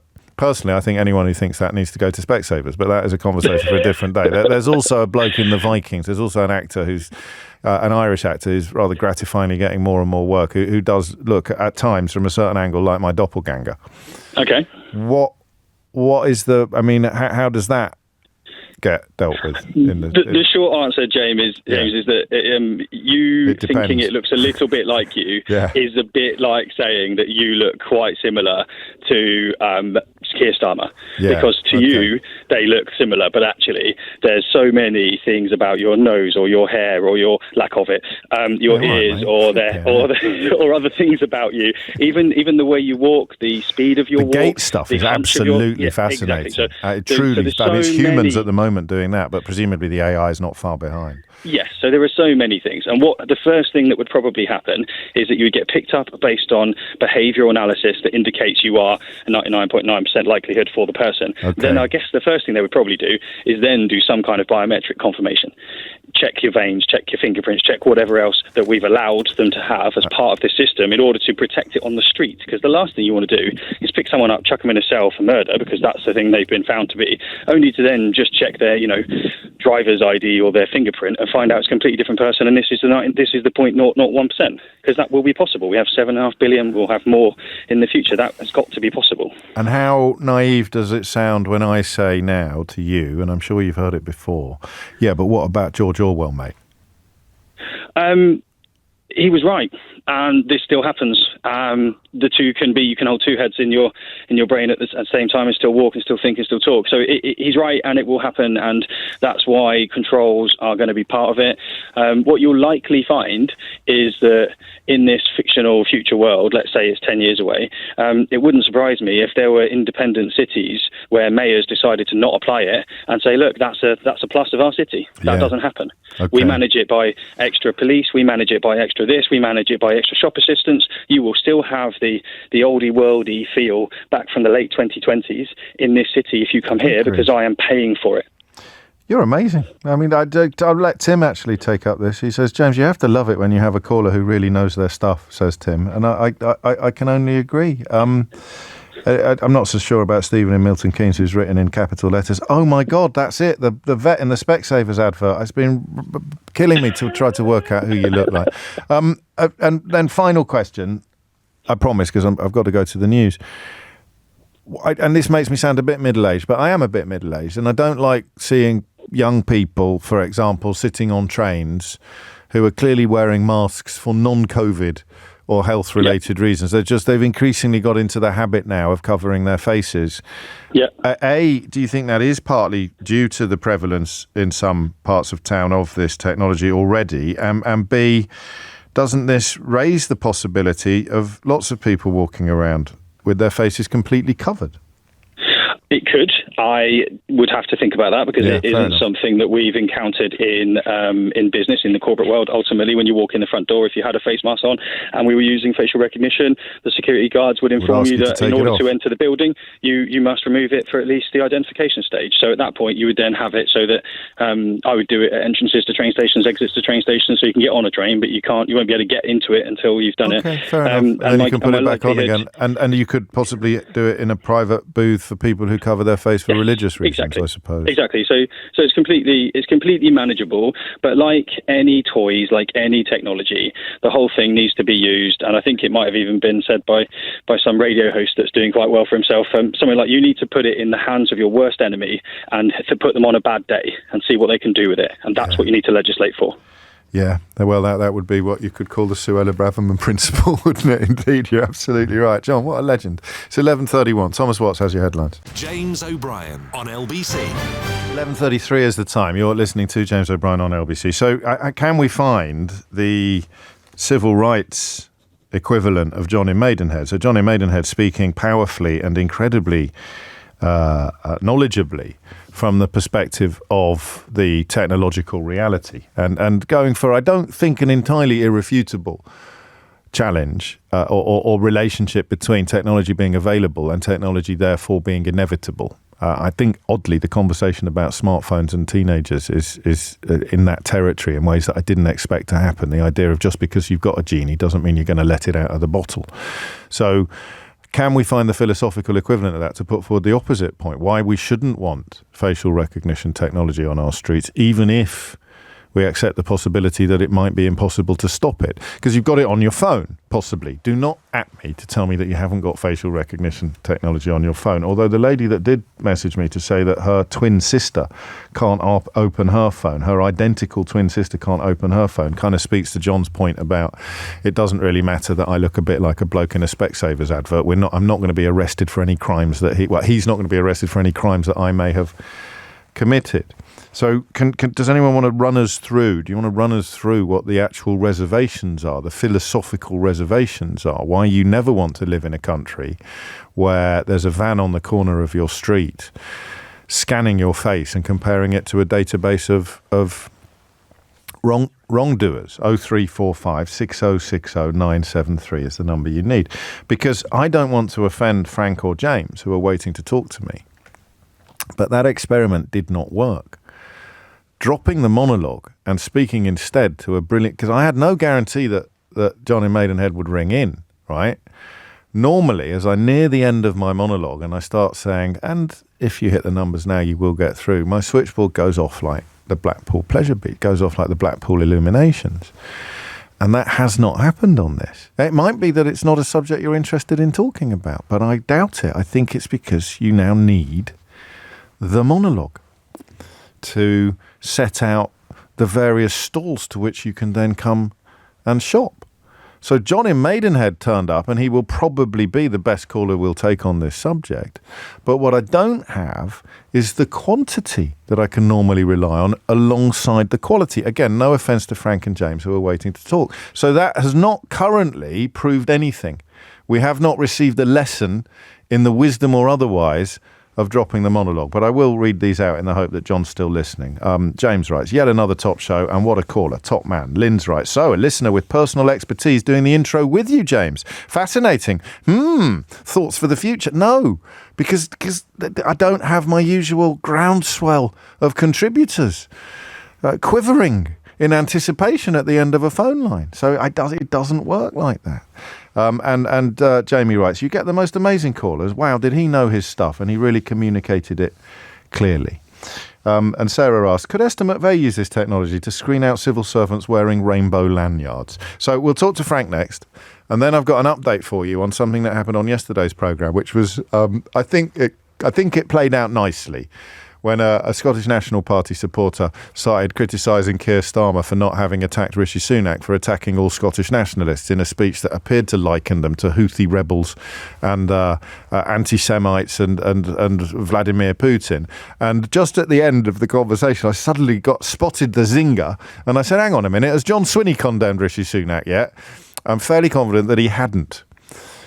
But that may have changed, and we'll catch up with that story shortly, because I wonder whether Stephen Flynn is going to bring it up at PMQs. But first, with gratitude, Frank, and not in any way suggesting that you're carrying the can for the lack of response to this question, Frank in Carlisle, what do you think about facial recognition technology? Hi, James. Hello, mate. I don't have a great problem with it. I mean, there are some caveats, obviously. If they hadn't resolved, as your previous caller said they have, they haven't resolved the sort of racial bias that was present in some of the early systems, fine. Then the next thing is, what do you do when you get a hit? So say I'm walking down the street to Carlisle and the van spots me and thinks I look like a drug dealer, and what do the police do then? If they jump out and pin me to the ground and lock me in a cell, then yeah, I'm going to have a problem with it. But the response to it. That's not the technology. If they come out and ask to see my ID so that they can, figure out who I actually am, then fair enough. Because where are they getting the pictures from in the first place that they're comparing it against? I'm assuming that if they've got a photo of a person that they want to have a conversation with, that you're already on their database. Well, then I don't know that I'm going to play this card with every call, but it's quite possible. What about when Suella Braverman is Home Secretary and she decides to put you on a list, a prescribed list, because you attended a Palestinian peace march, or because you think that fossil fuel companies, you've protested against fossil fuel companies? Do you see what I mean? But what crime? Fair enough. If my face is on a database, they decide what a crime is. March. They decide what a crime is. That's the problem. I don't think you can separate the two. And we've had a really interesting crash course since Suella Braverman and Priti Patel got into the Home Office in just how desperate these people are to reclassify peaceful protest as crime. It just makes you even less likely to protest against an oppressive government if you think that I could be on a list somewhere 10 years later, 5 years later. What if the database is never erased? What if something that's not a crime today becomes a crime tomorrow? And they are instructed and they're empowered by an oppressive government to round you up 2 years later for something that wasn't even a crime when you did it in the arena of peaceful protest. I totally take your point, but there's ways for them to do that without facial recognition. So make it easier for them. Let's not make it easier. But the question on the technology, this is the sort of technology is neutral, but what we do with it isn't. Yeah. So therefore, if you'd have said on the call-in, ring in if you think Suella Braverman being in charge of all of this is a good idea, then I'd be on the other side of this discussion straight away. And yet she could be. Yeah, but and also, are you sure about that technology point? What was the line? I like the line about technology being neutral. What about the presumption? People do, No, I know, but what about the presumption of innocence until you're proved guilty? Doesn't this start from the opposite point? This technology. Well, I mean, we have a technology like this, with cars, don't we? The police cars can scan a number plate, and as they drive down the motorway, and if they see somebody, they do AMPR. Yes, but that's different. That's not my face. Yeah. That's not a face, no, and you can guarantee that the car I've still got reservations. Right. Have you watched The Great Escape? The old movie, yeah. Yeah. Do you remember who was getting onto the train? It was Gordon Jackson. Right. Getting onto the train, and the Nazis asked to see his papers. Yeah. And then they said, "Have a nice day," and he said, "Thank you," and gave himself away, and they took him away and shot him. Did you watch that as a child? Yeah. Did you not think on some level, did you not think, oh gosh, I'm glad I don't have to show my papers all the time walking around Kidderminster or Carlisle in your case? Well, again, that's also, in this country we don't, in other countries you do. Exactly, but this is further than having to show your papers. In a way, this means that even by showing your face, you're being checked on by the authorities. Don't get me wrong, I have a sort of a reservation about it, but I, if it's a question of do we catch people? That is often what it comes down to. Strolling down the street, or don't we? If the side for people who are falsely, it's not like a death sentence where, oh, sorry, we got you wrong, but you're dead, you can't go back. That's true. No, that's true. Well, it depends, Can we stop you and have a question? They use it in China. They're going to lock you up and harvest your organs for having stepped out of line in society. But we can possibly reassure ourselves that that's never going to happen here. In which case, there is a book that we should all read called "It Couldn't." Is it called "It Couldn't Happen Here"? So Upton Sinclair. Anybody helping me out here? Anybody else got a brain like mine that just files stuff away and sometimes struggles to recover it? Thank you, Frank. Strong call. James is in Folkestone. James, do you want to know something interesting? Sure. I have met two people recently who moved to Folkestone because they sort of undertook an audit of their incomes, outgoings, lives, ambitions and family plans, and they did a sort of algorithm based upon all of those inputs, and in both cases Folkestone came top of their list, so they both moved there. Oh, nice. That's a good advertisement for Folkestone, I guess. It is, isn't it? It's nice. I must come and visit. It sounds like it's got a literary festival as well, I was told by one of them, who is also an author. So anyway, that's not why you rang in, but that's the kind of bonus content you get when you do, James. Carry on. You should visit. I'm sure you'd enjoy your visit. Nice. But, the reason I called was, whilst I understand, the benefits that come from employing technologies like facial recognition, and it's undeniable, right? It's catching sexual abusers, people, like the worst of society. We just have to be careful about the slippery slope, because biases exist in human beings, and the data that's being used to train facial recognition is just going to be a reflection of the bias that exists in our society. Well, this is exactly my worry, really. And you've got the same lot, the Tories coming out today calling for more stop and search, which we all know means ignore the reasons why certain demographics may be more involved in crime than other demographics, and just go after the demographics, not the poverty or not the social conditions. Yeah, exactly. And to be fair, I wouldn't be completely against it, because I work in the industry, so I'm not going to say, it's completely terrible. And this is probably a bit counterintuitive to my point, because it doesn't save people's faces. If used very responsibly, it can be a useful tool. But there's a reason why, OpenAI, which is one of the leading companies that work with machine learning and artificial intelligence, has had an open-wide ban on police enforcement using their technology, especially in the US. I didn't know that. Yeah. So it is about whose hands it's in a way, and what. And that's the other point. So Marion has been in touch and says the problem isn't what happens when police use it to police crimes, but what happens when it's used to police union membership or union organisation. And you're probably too young to know about this, but there was a blacklist in the construction industry for years. Ricky Tomlinson out of the royal family was even on it.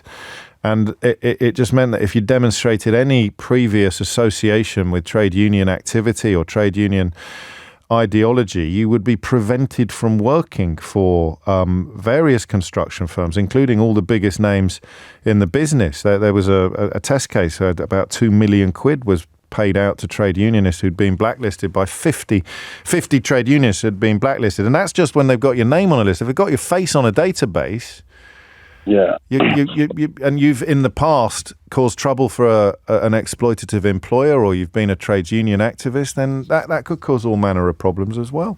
Yeah, that's really interesting. I'm gonna read about that and check it out. It is interesting. So it's a mad tale. I'm late for the junction. That's the only reason I'm moving on, because it is Wednesday, which means PMQs is upon us. But we should have time for at least one or two more calls before that. The number you need if you want to join in is 0345 6060 973. I like these conversations. They're not fully satisfactory, are they?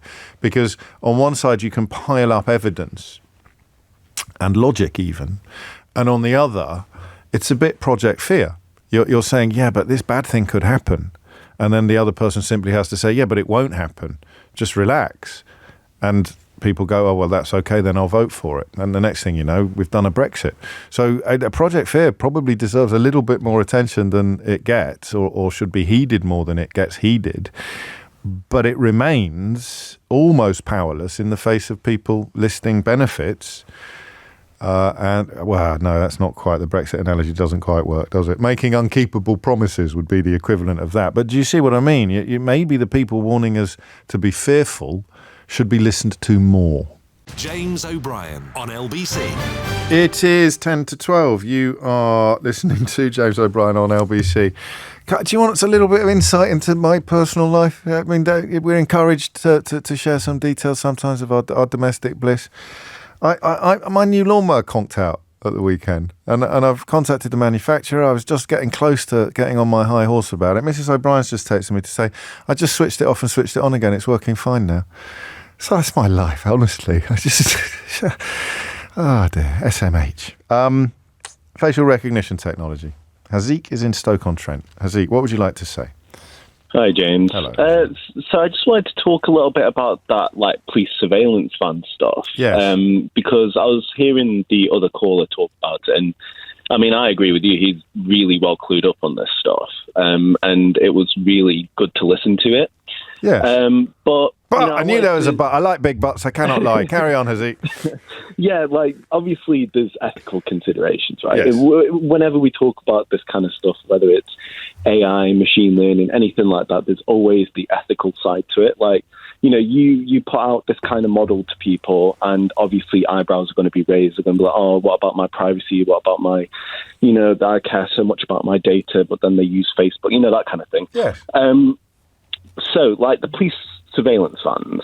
Now, we can have that scenario, and this is kind of like a way they can use it with ethical considerations in mind. Like, you have a policy, right? So the use of surveillance vans is restricted to very high crime rate areas. Yeah, but then Suella Braverman becomes Home Secretary. So all of and this is the problem with all of these clever points. So you have a specific warrant outlining the scope and duration of the surveillance, but you be very transparent about it. So every month, every week, whatever it is, you publish detailed reports on the uses of the surveillance vans, including data of the number of scans, demographics of identified individuals, and the outcomes. But there's also oversight. So maybe like put an independent oversight body there and be like, you need to review the deployment of the vans, audit the collected data, investigate any complaints of misuse.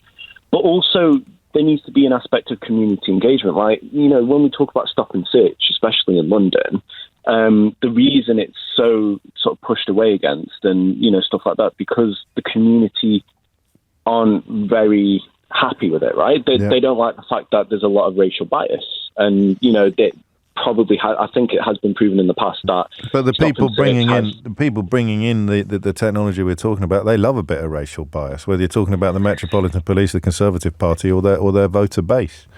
Yeah, and I think that's I was having a conversation with one of your producers before I spoke to you. Yeah, good. And it's all about. We can't let anyone on willy nilly. It's a good start, isn't it?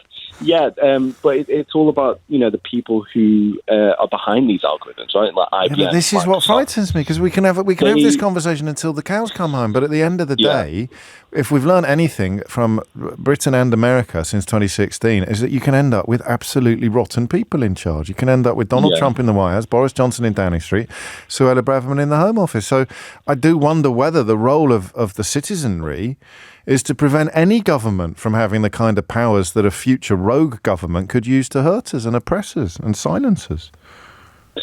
Yeah, no, it's a balance between catching these criminals and keeping, let's say, knife crime off the streets and stuff like that. Yeah. Or we care too much about the ethical implications about rogue governments that we just don't, the rogue government's going to be there whether we have this technology or not. Do you know what I mean?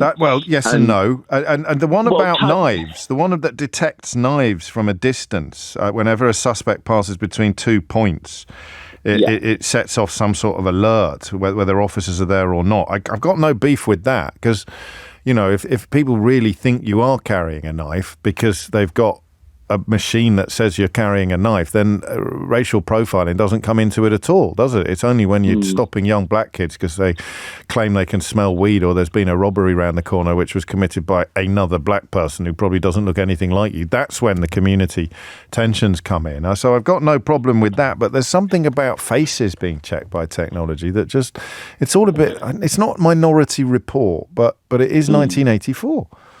Yeah. And I know you're going to laugh at this, but it gets better over time.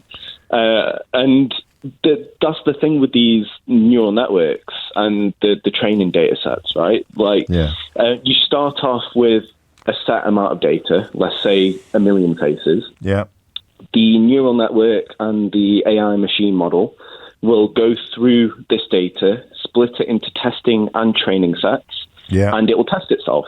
Right. And it'll say, this is the training set. Look how close I am, and it'll improve its accuracy over time. So it will just get better and better and better and better. The more faces you add into it, and the more you train this model and say, this is what is right and this is what is wrong, the better it will get. And the more, that's why the early caller was confident that some of the racial problems with the technology a few years ago were already in retreat. Although, having said that, I know that the rather splendid people over at the Workers' Information Exchange are looking into racially discriminatory facial recognition systems being deployed by companies like Uber, although that article is from October of 2021. So whether or not the technology has improved since then, I would say probably, having listened to you and to John earlier. I'm going to squeeze in one more call, but you're going to have to be quite brief. Vishan is in Grays. Vishan, what would you like to say?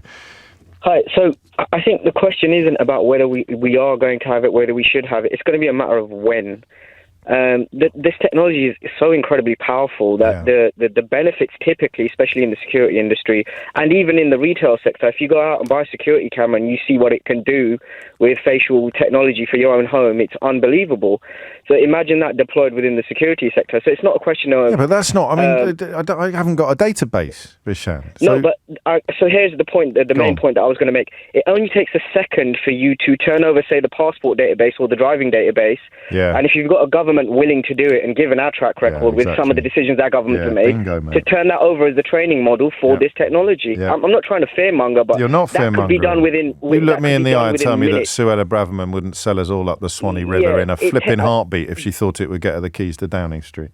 If you look at how big the industry is for buying and selling data anyway, it's incredible. It's incredible. So it would take a government literally minutes to turn something that so there's nothing we can do about the training model. There's nothing we can do about it because we're not going to be able to crush the technology because there are private sector applications for it, and then it will just at some point, if not here, then somewhere, if not now, then when, a government will use it in the most hideous and oppressive ways. We'll probably see something in China or Russia before we see it here. It's already deployed within the military sector across the world at an incredible pace, and consumers are the last people to receive the benefits of this technology. So you can only imagine where the government... The military-industrial complex, Vishan, I think, is of what you speak. Well, what a phone-in. Thank you. I don't know that it would have been... I think it would have been a bit better if I'd done a 20-minute monologue at the bit. No, I do. And I know you do as well. But who knows? It's one of those great alternative universes now that none of us will ever be able to visit. Natasha Clark is here. I've changed the terms of our wager.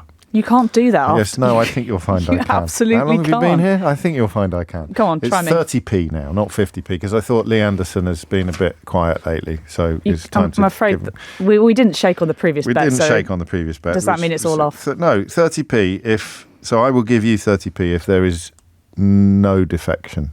Okay, but it was 50p. Yeah, all so right. You're already, well, I'll give you 50p. You're reneging on your bet. some radio theatre, Natasha. It's just, light and shade on the wireless. Just think the readers... what time did the defection drop last week? It was 11:59, and it's now 11:59. 11:59 and 22 seconds. So it's looking good for you. It's looking quite good, I'd say. Although, honestly, Twitter is going crazy with speculation at the moment. Of course it is. We love that. Oh, I've seen a seat mysteriously left empty behind Sir Keir Starmer. Theresa May, people were suggesting yesterday. I've seen a Conservative MP in a red dress. Like, what does that mean? How interesting. Yeah. Yes. So we'll see. Well, let's keep an eye on that. I think I'm going to win still. I think you are. 30p. Let's keep an eye on that and look instead, or rather look first at what you think at my terrible predictions. Yeah. Yeah.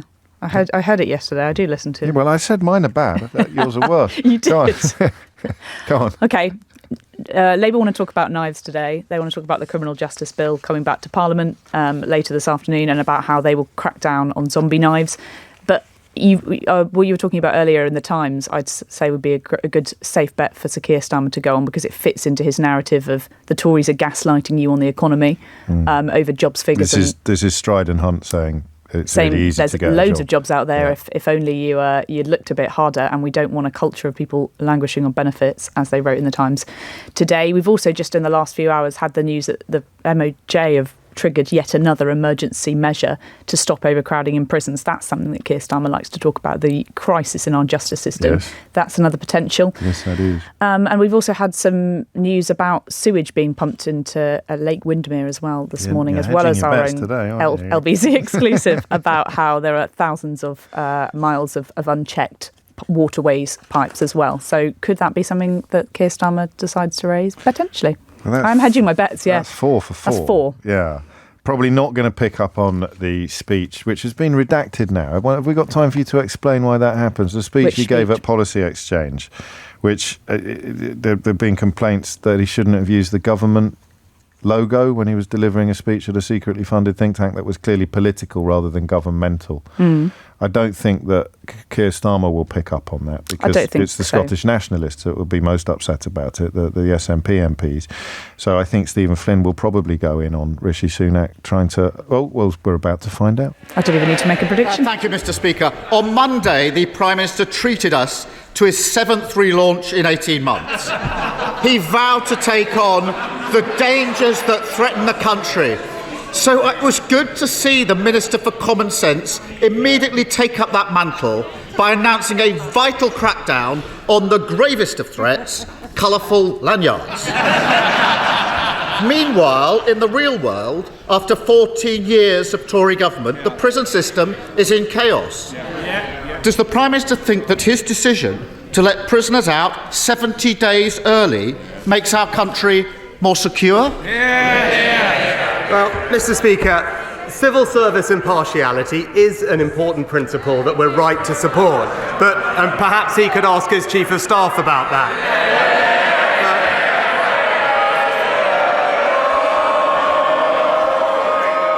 But actually on Monday, what I did do is outline the serious security threats that our country faces from an axis of authoritarian states. Russia poisoning people on our streets, China targeting our democracy, Iranian proxies firing on British ships, and yet he won't back our plan to increase defence spending. Now, we all know why, especially with the Deputy Leader and indeed the Shadow Foreign Secretary who voted to scrap our nuclear deterrent. It's clear that you simply can't trust Labour with our country's security.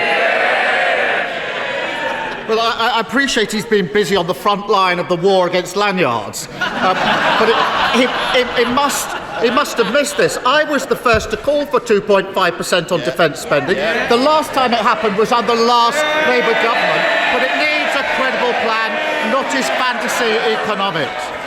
But I am disappointed to see that version 7.0 of his time in office doesn't extend as far as answering questions or giving any information on those prisoners he is releasing early.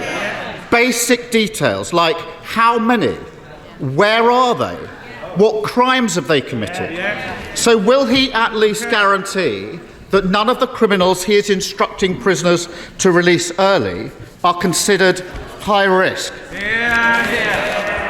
Mr. Speaker, there are strict eligibility criteria in place with exclusions based on public safety, and no one will be put on the scheme if they were deemed a threat to public safety. But he talks about 2.5%, Mr. Speaker. So if he does think it is important, as I think he just actually stood up and acknowledged that it was the right thing to do, we've got a fully funded plan to actually deliver an increase in defence spending, and it's him and his party who have refused to match that commitment. Just like his £46 billion fully funded. If anyone was looking for the perfect metaphor for the shambolic government, we saw it on Monday. The Prime Minister woke up deciding his latest rebrand was Mr. Security. But within hours, the Tory party was being investigated for accidentally publishing the personal details of hundreds of people. Mr. Speaker, he must be the only tech brother on the continent who can't work a debit card or send an email. But he's not answered my question, so I'll try it again. Are any of the prisoners he is currently letting out early considered to be high risk? Mr. Speaker, he just showed spectacularly why he's just not fit to lead this country into the future.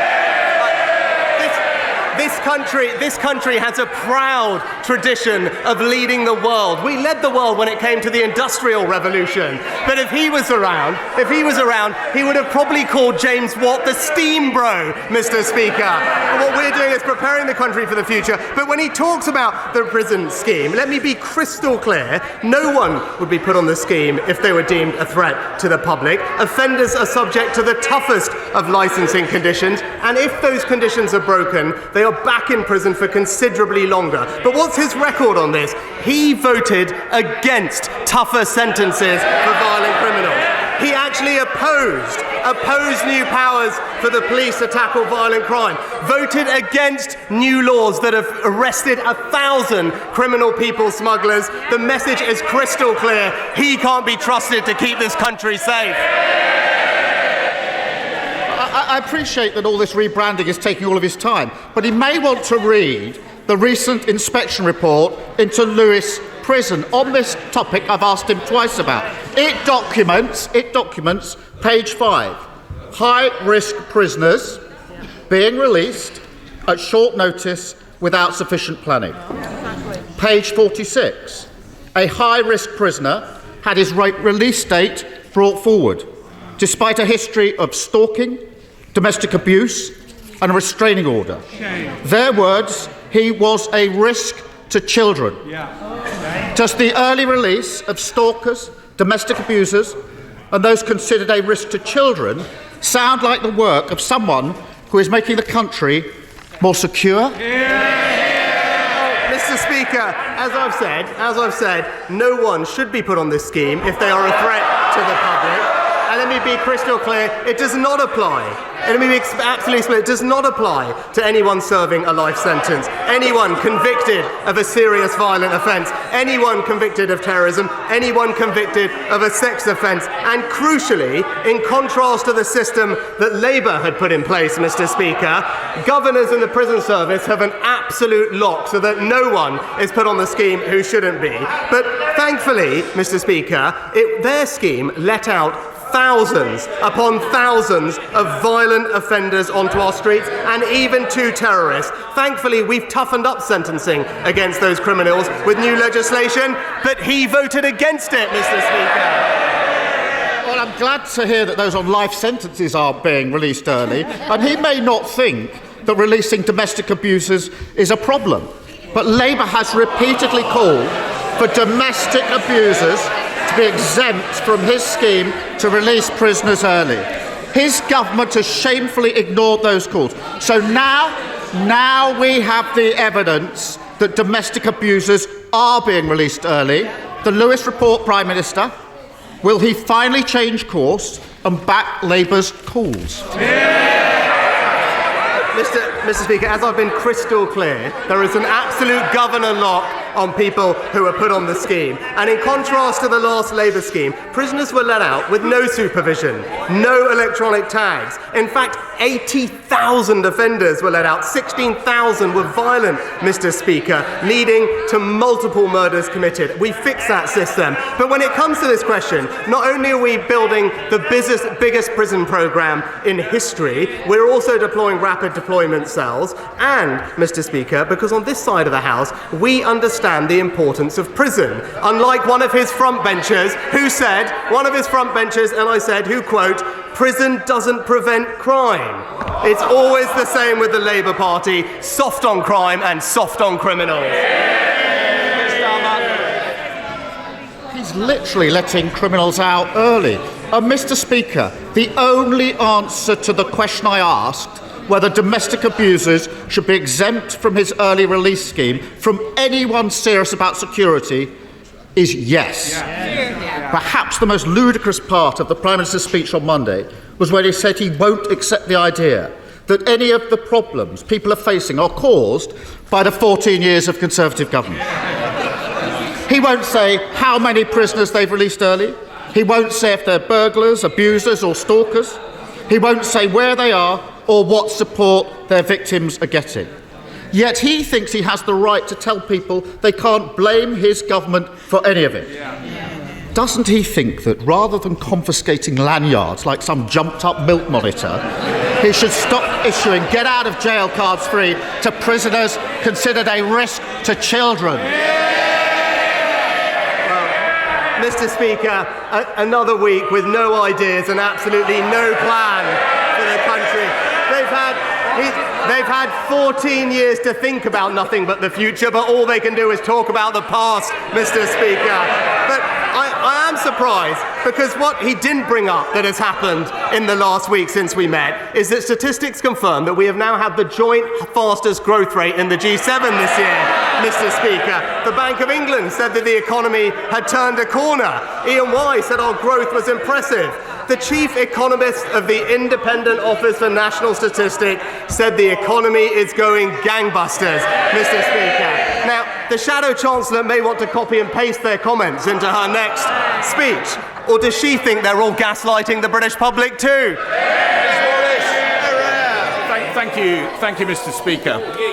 While I understand the need to upgrade our broadband infrastructure, it cannot be right that a company called Brisk is proposing to erect telegraph poles in the Squirrels estate in Hayley Green in my constituency.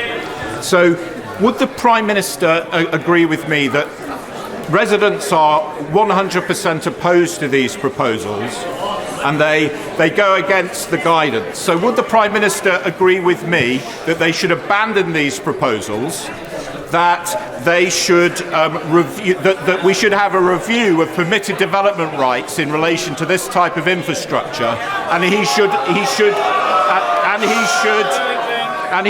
give Ofcom greater power to investigate breaches? Well, can I thank my honourable friend for rightly championing the views of his constituents on this important topic. Network operators have to follow legal obligations when deploying their networks, and Ofcom can in fact investigate reports of failure to follow these obligations. And I know that the Minister for Digital Infrastructure has met the sector and Ofcom recently to raise concerns about reports of poor pole sighting, asked operators to share infrastructure, and I will ask her specifically to provide my honourable friend with a more detailed update. Leader Stephen Flynn. Mr. Speaker, on Monday the Prime Minister outlined what he considers to be extremist threats to our society, and in doing so he actively compared North Korea, Iran and Russia with those people in Scotland who believe in independence. So can I ask him to rise once to the standards befitting of his office and apologise for those puerile and pathetic remarks? Mr. Speaker, that's not what I said, but I would say to the honourable gentleman that his party is indeed a threat to the integrity of the United Kingdom. And I hate to remind him, but that's literally their entire purpose, Mr. Speaker, because when the people of Scotland accepted the referendum in 2014, it was the SNP who didn't. They went on creating a Minister for Independence, focused on constitutional wrangling, ignoring the needs of the people. Education standards falling, taxes rising. So actually, finally, he should do the right thing and end the obsession with independence and put the needs of the Scottish people first. Well, Mr. Speaker, let's be clear. What the Prime Minister did was not just equate my colleagues and I to despotic and dangerous despots across the world. He proactively compared almost half of the Scottish population with a war criminal like Vladimir Putin. And he did so as their Prime Minister, as the man who represents them on the world stage and the man who on these isles is tasked with defending their liberties and their democracy. Now, we know that his sorry time in office is rapidly coming to a conclusion. Is this really how he wants to be remembered? Mr. Speaker, as ever, distracting from the actual record of what the SNP are doing in Scotland. And this obsession with independence means that Scottish school children are being let down, plummeting down international league tables. The Scottish NHS, the only place in the United Kingdom where funding is actually falling in real terms, and taxes going up for ordinary hard-working families and small businesses. That is what the SNP are doing in Scotland, while this UK government is delivering for them.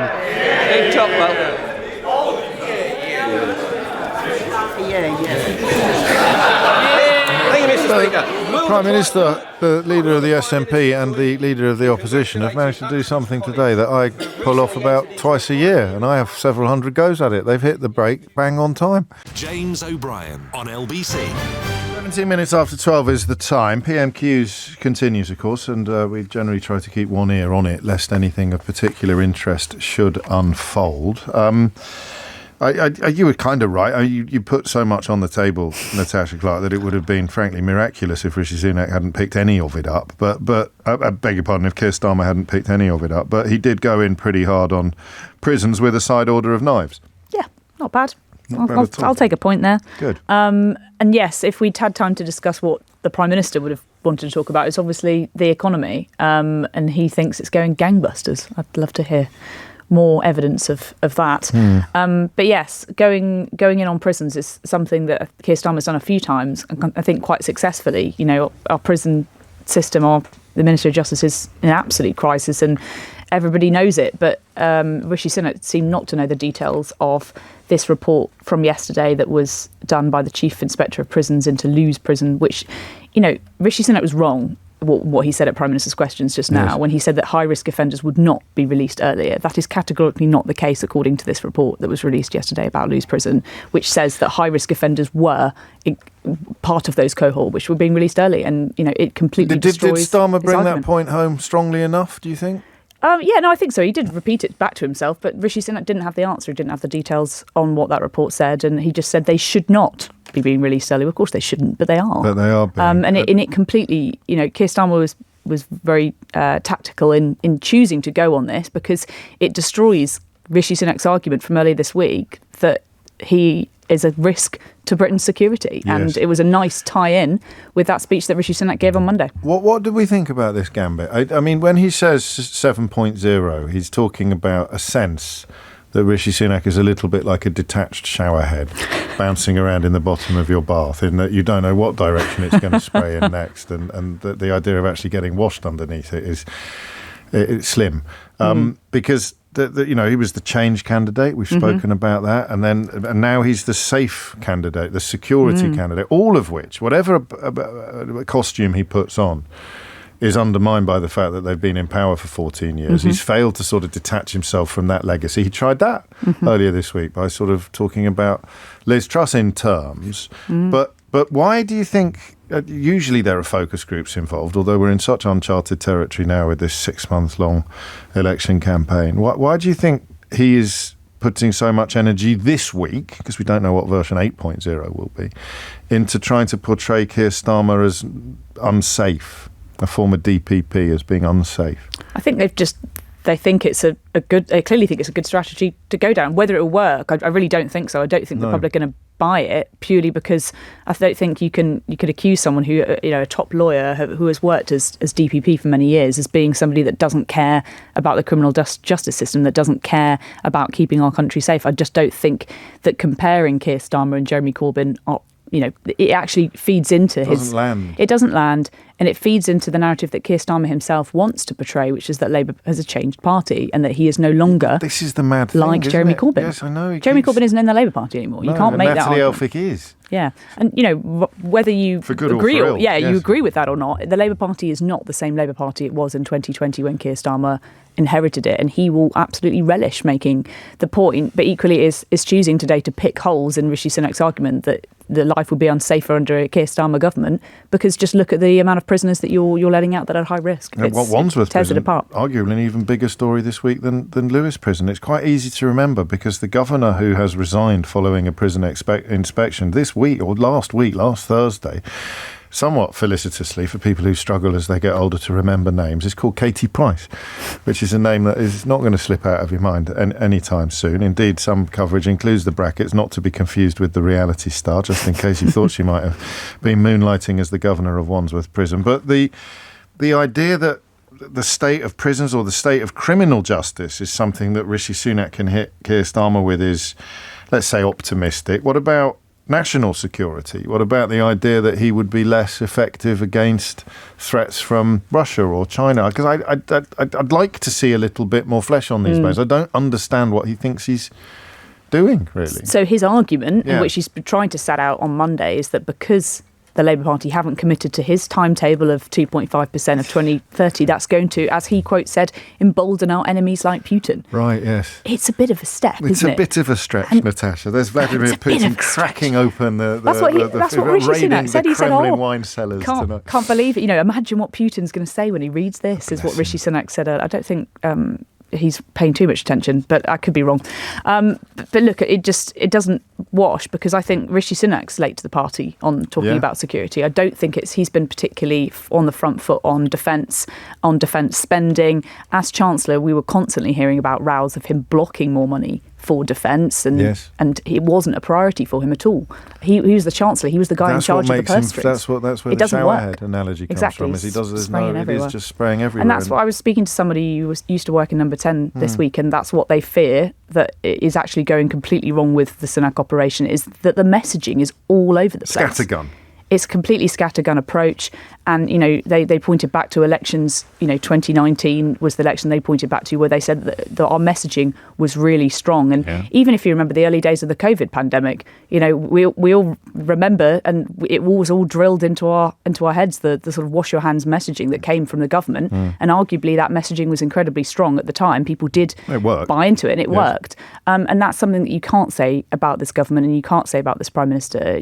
We can talk about what Rishi Sunak-ism is and wants to stand for. But I don't think anybody, if you have asked a voter on the street, what do you think the message coming out from the government is going to be, and what do you think of the things that Rishi Sunak will want to talk about in the election? I don't think, and even though we are so far away from an election, this is exactly what the government needs to be thinking about, what their messages are going to be, because they need to hammer them home every day from now until polling day if they've got a chance of winning. And that laser-like focus on something, even if it's complete rollicks like get Brexit done, just makes campaigning so much easier. Exactly. And again, you don't stop to examine the truth of the claim or the truth of the promise. I don't know if you follow John Byrne-Murdoch at the Financial Times. He's the king of graft. Brilliant. He's great, isn't he? It's honestly too clever for me.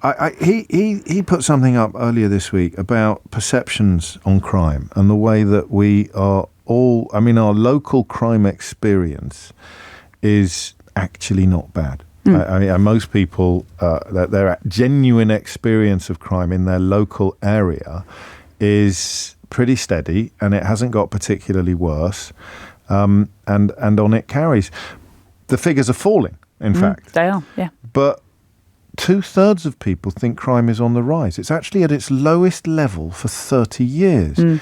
And the national picture, when people are asked, they think the national picture is getting worse. So they and it's media. This is largely a creation of media. But both party leaders have kind of handcuffed themselves to a bandwagon heading in the opposite direction. Sunak has somehow tried to turn it into crime will be worse under Keir Starmer, and Keir Starmer has to argue crime is terrible under the Conservatives. So for both of them are now in a space that doesn't actually exist. The Social Trends report shows 2/3 of people think crime is on the rise.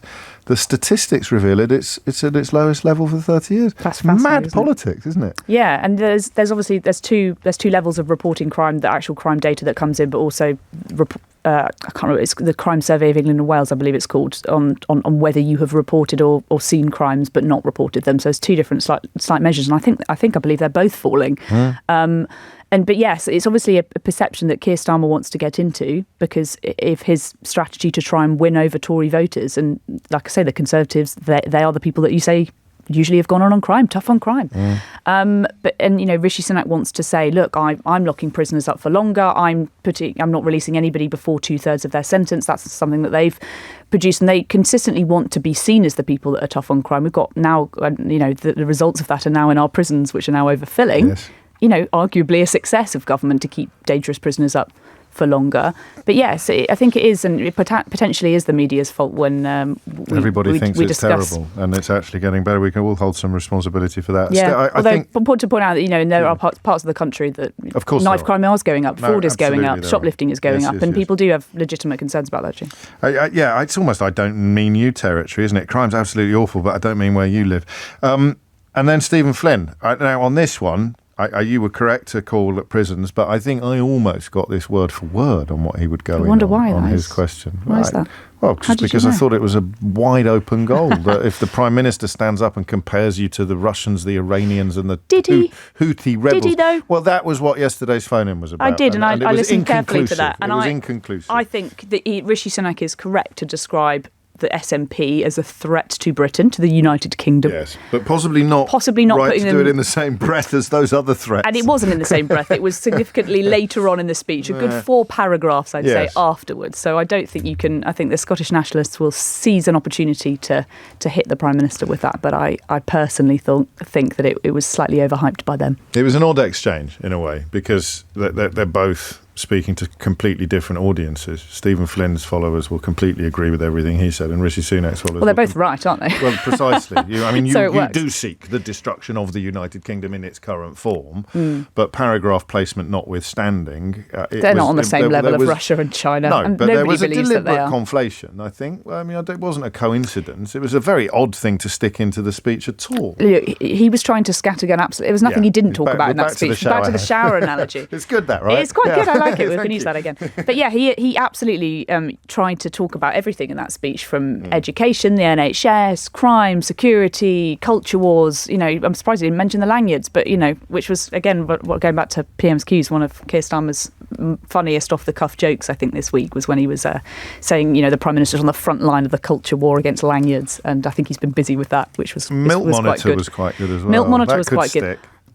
James, did you have a milk monitor when you were at school? No, Margaret Thatcher took away our milk. Did they? Yeah. Well, do you not know that? Thatcher, you're far too young. I don't even know what a milk monitor is.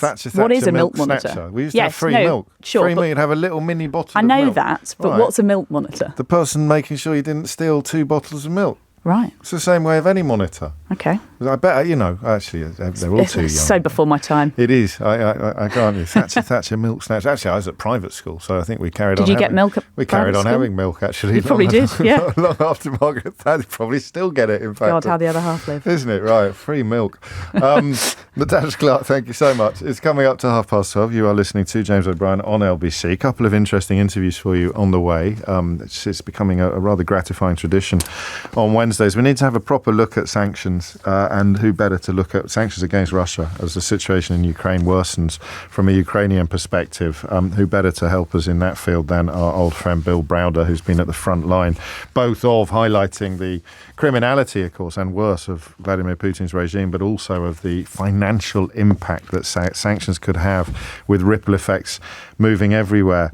And then a really interesting guy who is essentially the scientist behind the medical technology that is delivering these new miracle drugs that look set to not just help with obesity, but also heart disease and dementia, even perhaps addiction. And the story of how this journey began and is unfolding is just riveting. I'm not going to lie to you. I heard it somewhere else and I thought, well, crikey, my listeners deserve to hear this as well. So shortly after 12:45 today, you will. But before all of that, Amelia Cox has your headlines. James O'Brien on LBC.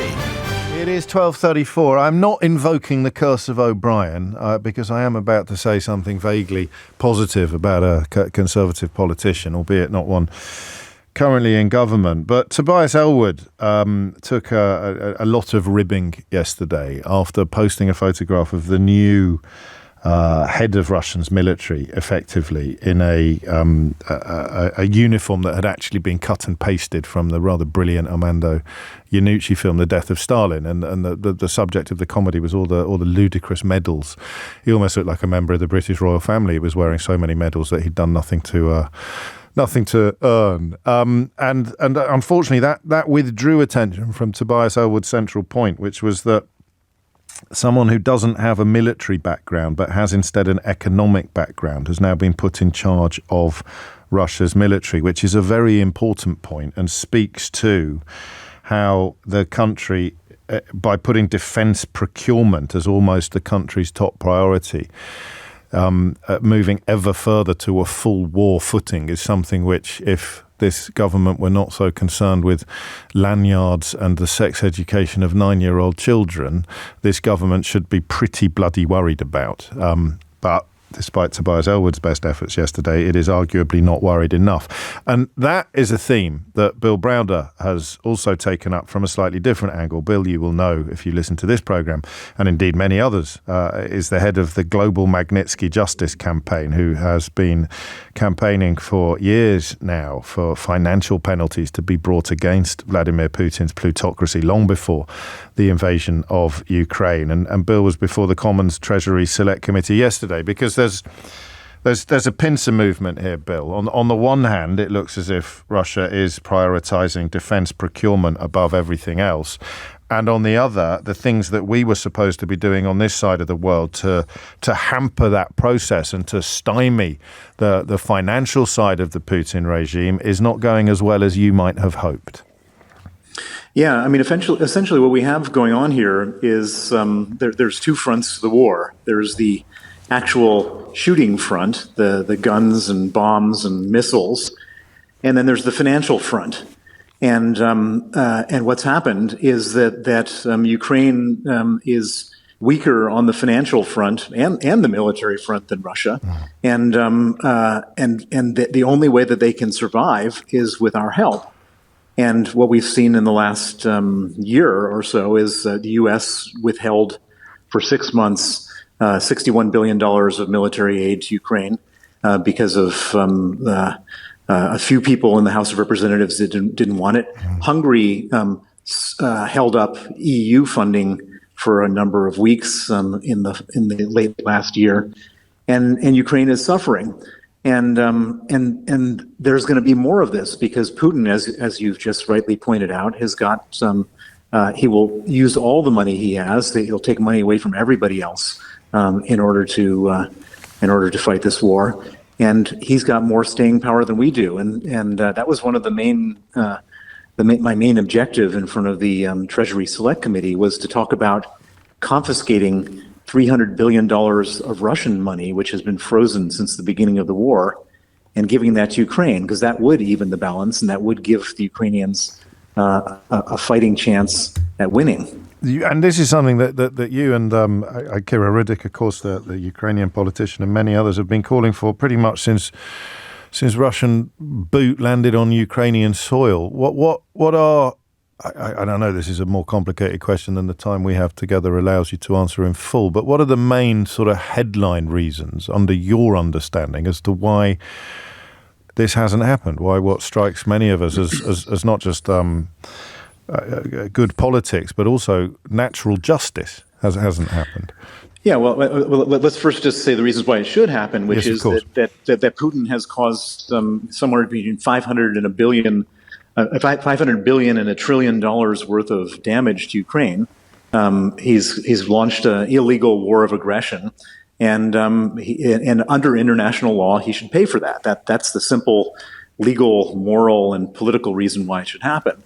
But then you have all sorts of people running around, flapping around, I should say, saying things like, "Oh my God, the financial system is going to come to an end if this happens."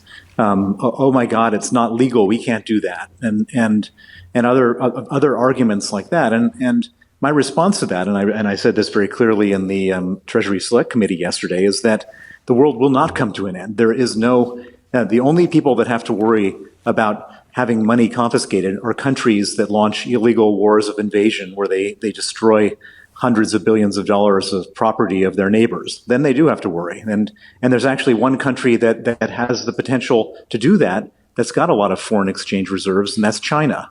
And so I think one of the best consequences of this is that China may be looking at this and saying, well, actually, we don't have our money confiscated that's being held in central banks around the world. In terms of the counter argument about is this legal? Well, to the extent that there's any legal ambiguity, and there is some that Russia can say that these are sovereign reserves that are protected by sovereign immunity, like their embassy. The way you can deal with that is by passing laws, and that's why I was in Parliament yesterday among lawmakers to say, why don't you, like the Americans, just pass the law to say that if there's a conflict between two laws, one is the law that you're not allowed to destroy your neighbor's property, and the second, so that's the law, the money is protected by sovereign immunity. Pass a law to say that in situations like this, that the law of not destroying your neighbor prevails, and that could be easily done in Parliament, and then there is no legal ambiguity. But most importantly, and this is something that I really should, and it's thank you for having me on your show, because I want to say this to all your listeners, is that whose money is more important, the British taxpayers' money who are going to have to pay for this stuff, or Putin's money? And I would say that there's not a single person listening to this who would want to pay for this before Putin pays for it, and we have his money frozen, which we can confiscate. Let me nudge you now. I suppose both. Some people might answer if they were feeling mischievous. We could take Putin's money and spend some of our money as well, and then hopefully speed up the process of Ukraine repelling the Russian invasion even more so. But it's also the failure of the sanctions that we've already got in place that's moved front and centre, both as a consequence and before your appearance before the Treasury Select Committee. It sits alongside some work by Ed Conway at Sky News back in February about British companies still exporting hundreds of millions of pounds of equipment and machinery, which almost certainly ends up in Russia. How big? And Harriet Baldwin, the Conservative chair of the committee, has spoken about how sanctions are failing to hamper Russia's economy. I was surprised to read the IMF forecasting it's going to be one of the strongest economies this year. That's arguably an even bigger problem, isn't it, than the funding of the Ukrainian defences?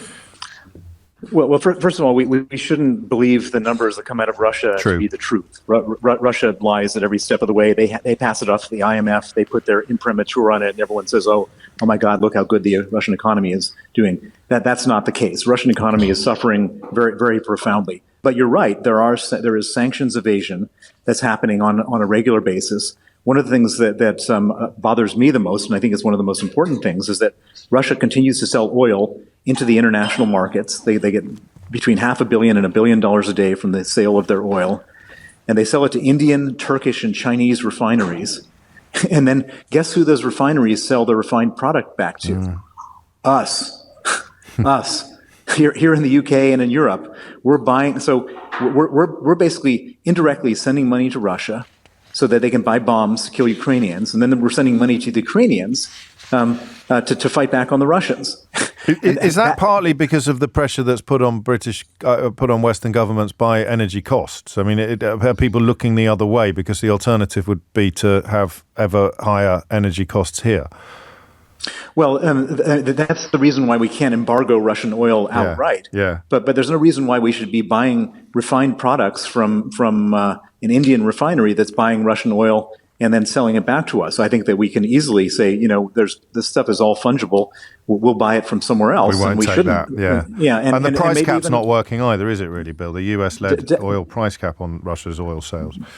Absolutely not. It's not working at all. Russia's making a lot of money from their oil sales. And so, that's the huge loophole. That's the elephant in the room. That's what has to be dealt with, because it doesn't mean that Russia can't export their oil, but we don't want them to make any money off their oil exports. And if we make it all contentious and difficult and clog up their system, hopefully they get less money and they have less money to spend on this war. How many? Focus on Britain, and I know you're not really in the business of speculation, but how many British companies would have consciously dirty hands in some of the processes that we're talking about, not just with oil, but in the failure of sanctions, in the exporting of equipment and machinery that might be ending up in people still doing business? Because I can sometimes read about fancy handbags, but I'm more interested in the less glamorous core. How many British interests would be actively working against the process of sanctioning Vladimir Putin's Russia? Well, I don't have an exact number, no, but definitely some. And the one that sort of stands out is BP. BP said that they were going to withdraw from Russia. They sold down a few projects here and there, but they still have this huge investment in Rosneft, the Russian oil company, the Russian state-owned oil company, and their shares in that investment has generated, according to numbers I've seen last year, $3 billion of profit. And so, you can't, either that there should be some type of windfall tax on BP to take that profit that they're making in Russia and use it for Ukraine or something similar. But we certainly can't have any of our companies making money in Russia, paying taxes in Russia. That's just can't be allowed to happen. Final question. We catch up relatively regularly. Obviously, the conversation since the invasion of Ukraine has changed. The big picture is bleaker than it has been pretty much since the first shells were fired in the direction of Kyiv, I think, Bill. Yep. Well, but one thing I should say is that everybody always exaggerates the good and exaggerates the bad. We all thought that the war was going to be lost in 3 days, and the Ukrainians bravely and valiantly fought back, and then they ended up regaining 52% of their territory, and then we thought, oh my God, they can just go for 100%, and there's going to be a counteroffensive, and then it took a while for them to get their equipment, and the Russians dug in, and then that didn't work. And then we had this big delay on the $61 billion of aid, and then they started running out of bullets and ammunition, and now the Russians are getting some advantage, and they're taking a few villages here and there. By no means should you count the Ukrainians out. I mean, they're literally fighting for their lives. If the Russians take over, the women get raped, the men get tortured, and the children get kidnapped, and any Ukrainian doesn't want that to happen. And they will, back. I remember when the first day of the invasion, the babushkas, the grannies were like loading up Molotov cocktails. Everybody's going to get involved in fighting off the Russians. They're not going to win in Ukraine, but there could be a lot of dead people between now and then. And we could be doing a lot more to help, as you have highlighted in characteristically clear fashion. Bill Browder, thank you, head of the Global Magnitsky Justice Campaign, who was speaking yesterday at the Commons Treasury Select Committee about these issues. It's just gone 12:47. Some good news next. I think we all need good news. These weight loss drugs that are potentially changing the world, certainly changing the medical world, and also changing individual worlds, given the impact that they may have on everything from diabetes to dementia. The tale of the scientists who have done most to bring them into the public space is a rather uplifting one, and we will speak to the head of that team, Jens Juul Holst, a professor at the Department of Biomedical Sciences at the University of Copenhagen, after this. James O'Brien on LBC. 10 to 1 is the time. What's the opposite of a moral panic? I was thinking about this on the way into work this morning. So a moral panic is when, oh my God, something's happening and it's going to make everything awful. It's going to be the end of civilization as we know it, whether it's video games or whatever it may be. But in medical terms, every now and then something comes along which is portrayed more by the media than by the scientific community as a miracle drug. And yet, of course, as with moral panics, sometimes it might be accurate. And the response to weight loss drugs, such as they become known as Ozempic and Wegovy, seems to get more exciting with almost every passing day. This week, it was the news that they may help treat addiction and dementia and other conditions as well that re-propelled them into the news, which is why I thought it would be worthwhile digging back into the story. And do you know what? This is a bit of a personal position, but when you start looking for the roots of good things happening in the world or good ideas being implemented on populations, it's surprising how many roots lead back to Denmark. And to Copenhagen in particular, on a completely different subject. We were, of course, talking about urban cycling yesterday, where they have led the way. But that has absolutely nothing to do with Jens Juul Holst, who is a professor at the Department of Biomedical Sciences at the University of Copenhagen. And more pertinently for our purposes today, is the scientist who sort of started this story. Although, Jens Juul, thank you for your time today. The story doesn't start with a search for a weight loss drug, does it? No, it doesn't. It started quite differently, and many years ago, actually. That was when people didn't talk about type 2 diabetes very much, and also when we didn't have obesity to a major extent, at least not in Denmark. So what was on everybody's mind was duodenal ulcer disease, gastric ulcer disease. That's what everybody had, pain in the stomach. And So we were interested in that, and I was a young surgeon. I was working in a surgical department. We did operations for this duodenal ulcer disease, and some of our patients developed hypoglycemia, low blood glucose levels after the operation. And this was clearly because they produced too much insulin. So we wondered, why is it? What factor from the gut is it that stimulates the insulin secretion in these individuals and then causes their hypoglycemia? And so we started to search for that rather systematically, really. And we found some cells in the intestinal epithelium, in the lining of the gut, and they would light up with an antibody against glucagon, and we thought that they were interesting, those cells. So we tried to find out what was in those cells, and it took about 10 years now. So around 1993, we had found out what it was. It was a peptide of 69 amino acids that contained glucagon, but it didn't work to stimulate insulin secretion. But it was clear that this was part of a precursor of and other hormones, a precursor of glucagon, of course, but also something else. And that's where we started looking for what was in the remaining part of this precursor molecule. And that's where there was a sequence there, which is now called GLP-1, glucagon-like peptide 1, which we then pulled out of intestinal extracts and put on a perfused pancreas that we had in our laboratory so that we could see whether it would stimulate insulin secretion, and it did. That's how it started. This is a story that you're taking us back, I think, almost 50 years, aren't you? Or certainly 30 or 40 years. Can I ask you a silly question? Please do. How often in that period do you have a day at work which actually counts as a high five moment? Because it sounds like a really slow grind, so it was even slower than that, because one thing was to identify a peptide that would stimulate insulin secretion. There were several peptides that could do that in those days. The idea was to try to see what you could use it for. Right. So everybody knew that type 2 diabetes, that they had a poor beta cells. The insulin cells, they were not good. They couldn't react to glucose, and there was no signs of any, repair mechanism that was possible. So it was not written in the stars that this new peptide would do anything like that. So we had to go the long way to try to find out, what does this new peptide do? And we found out that it also had effects on glucose production in the liver via another hormone. And we found out that it also inhibited the emptying of the stomach.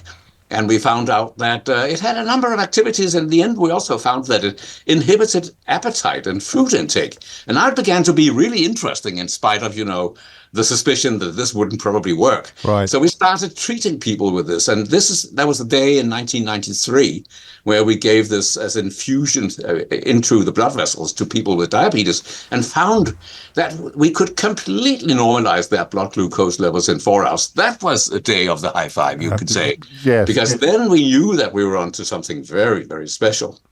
But then came a lot of more problems. And the first problem was, we then started to inject people with, simple subcutaneous injections with this peptide.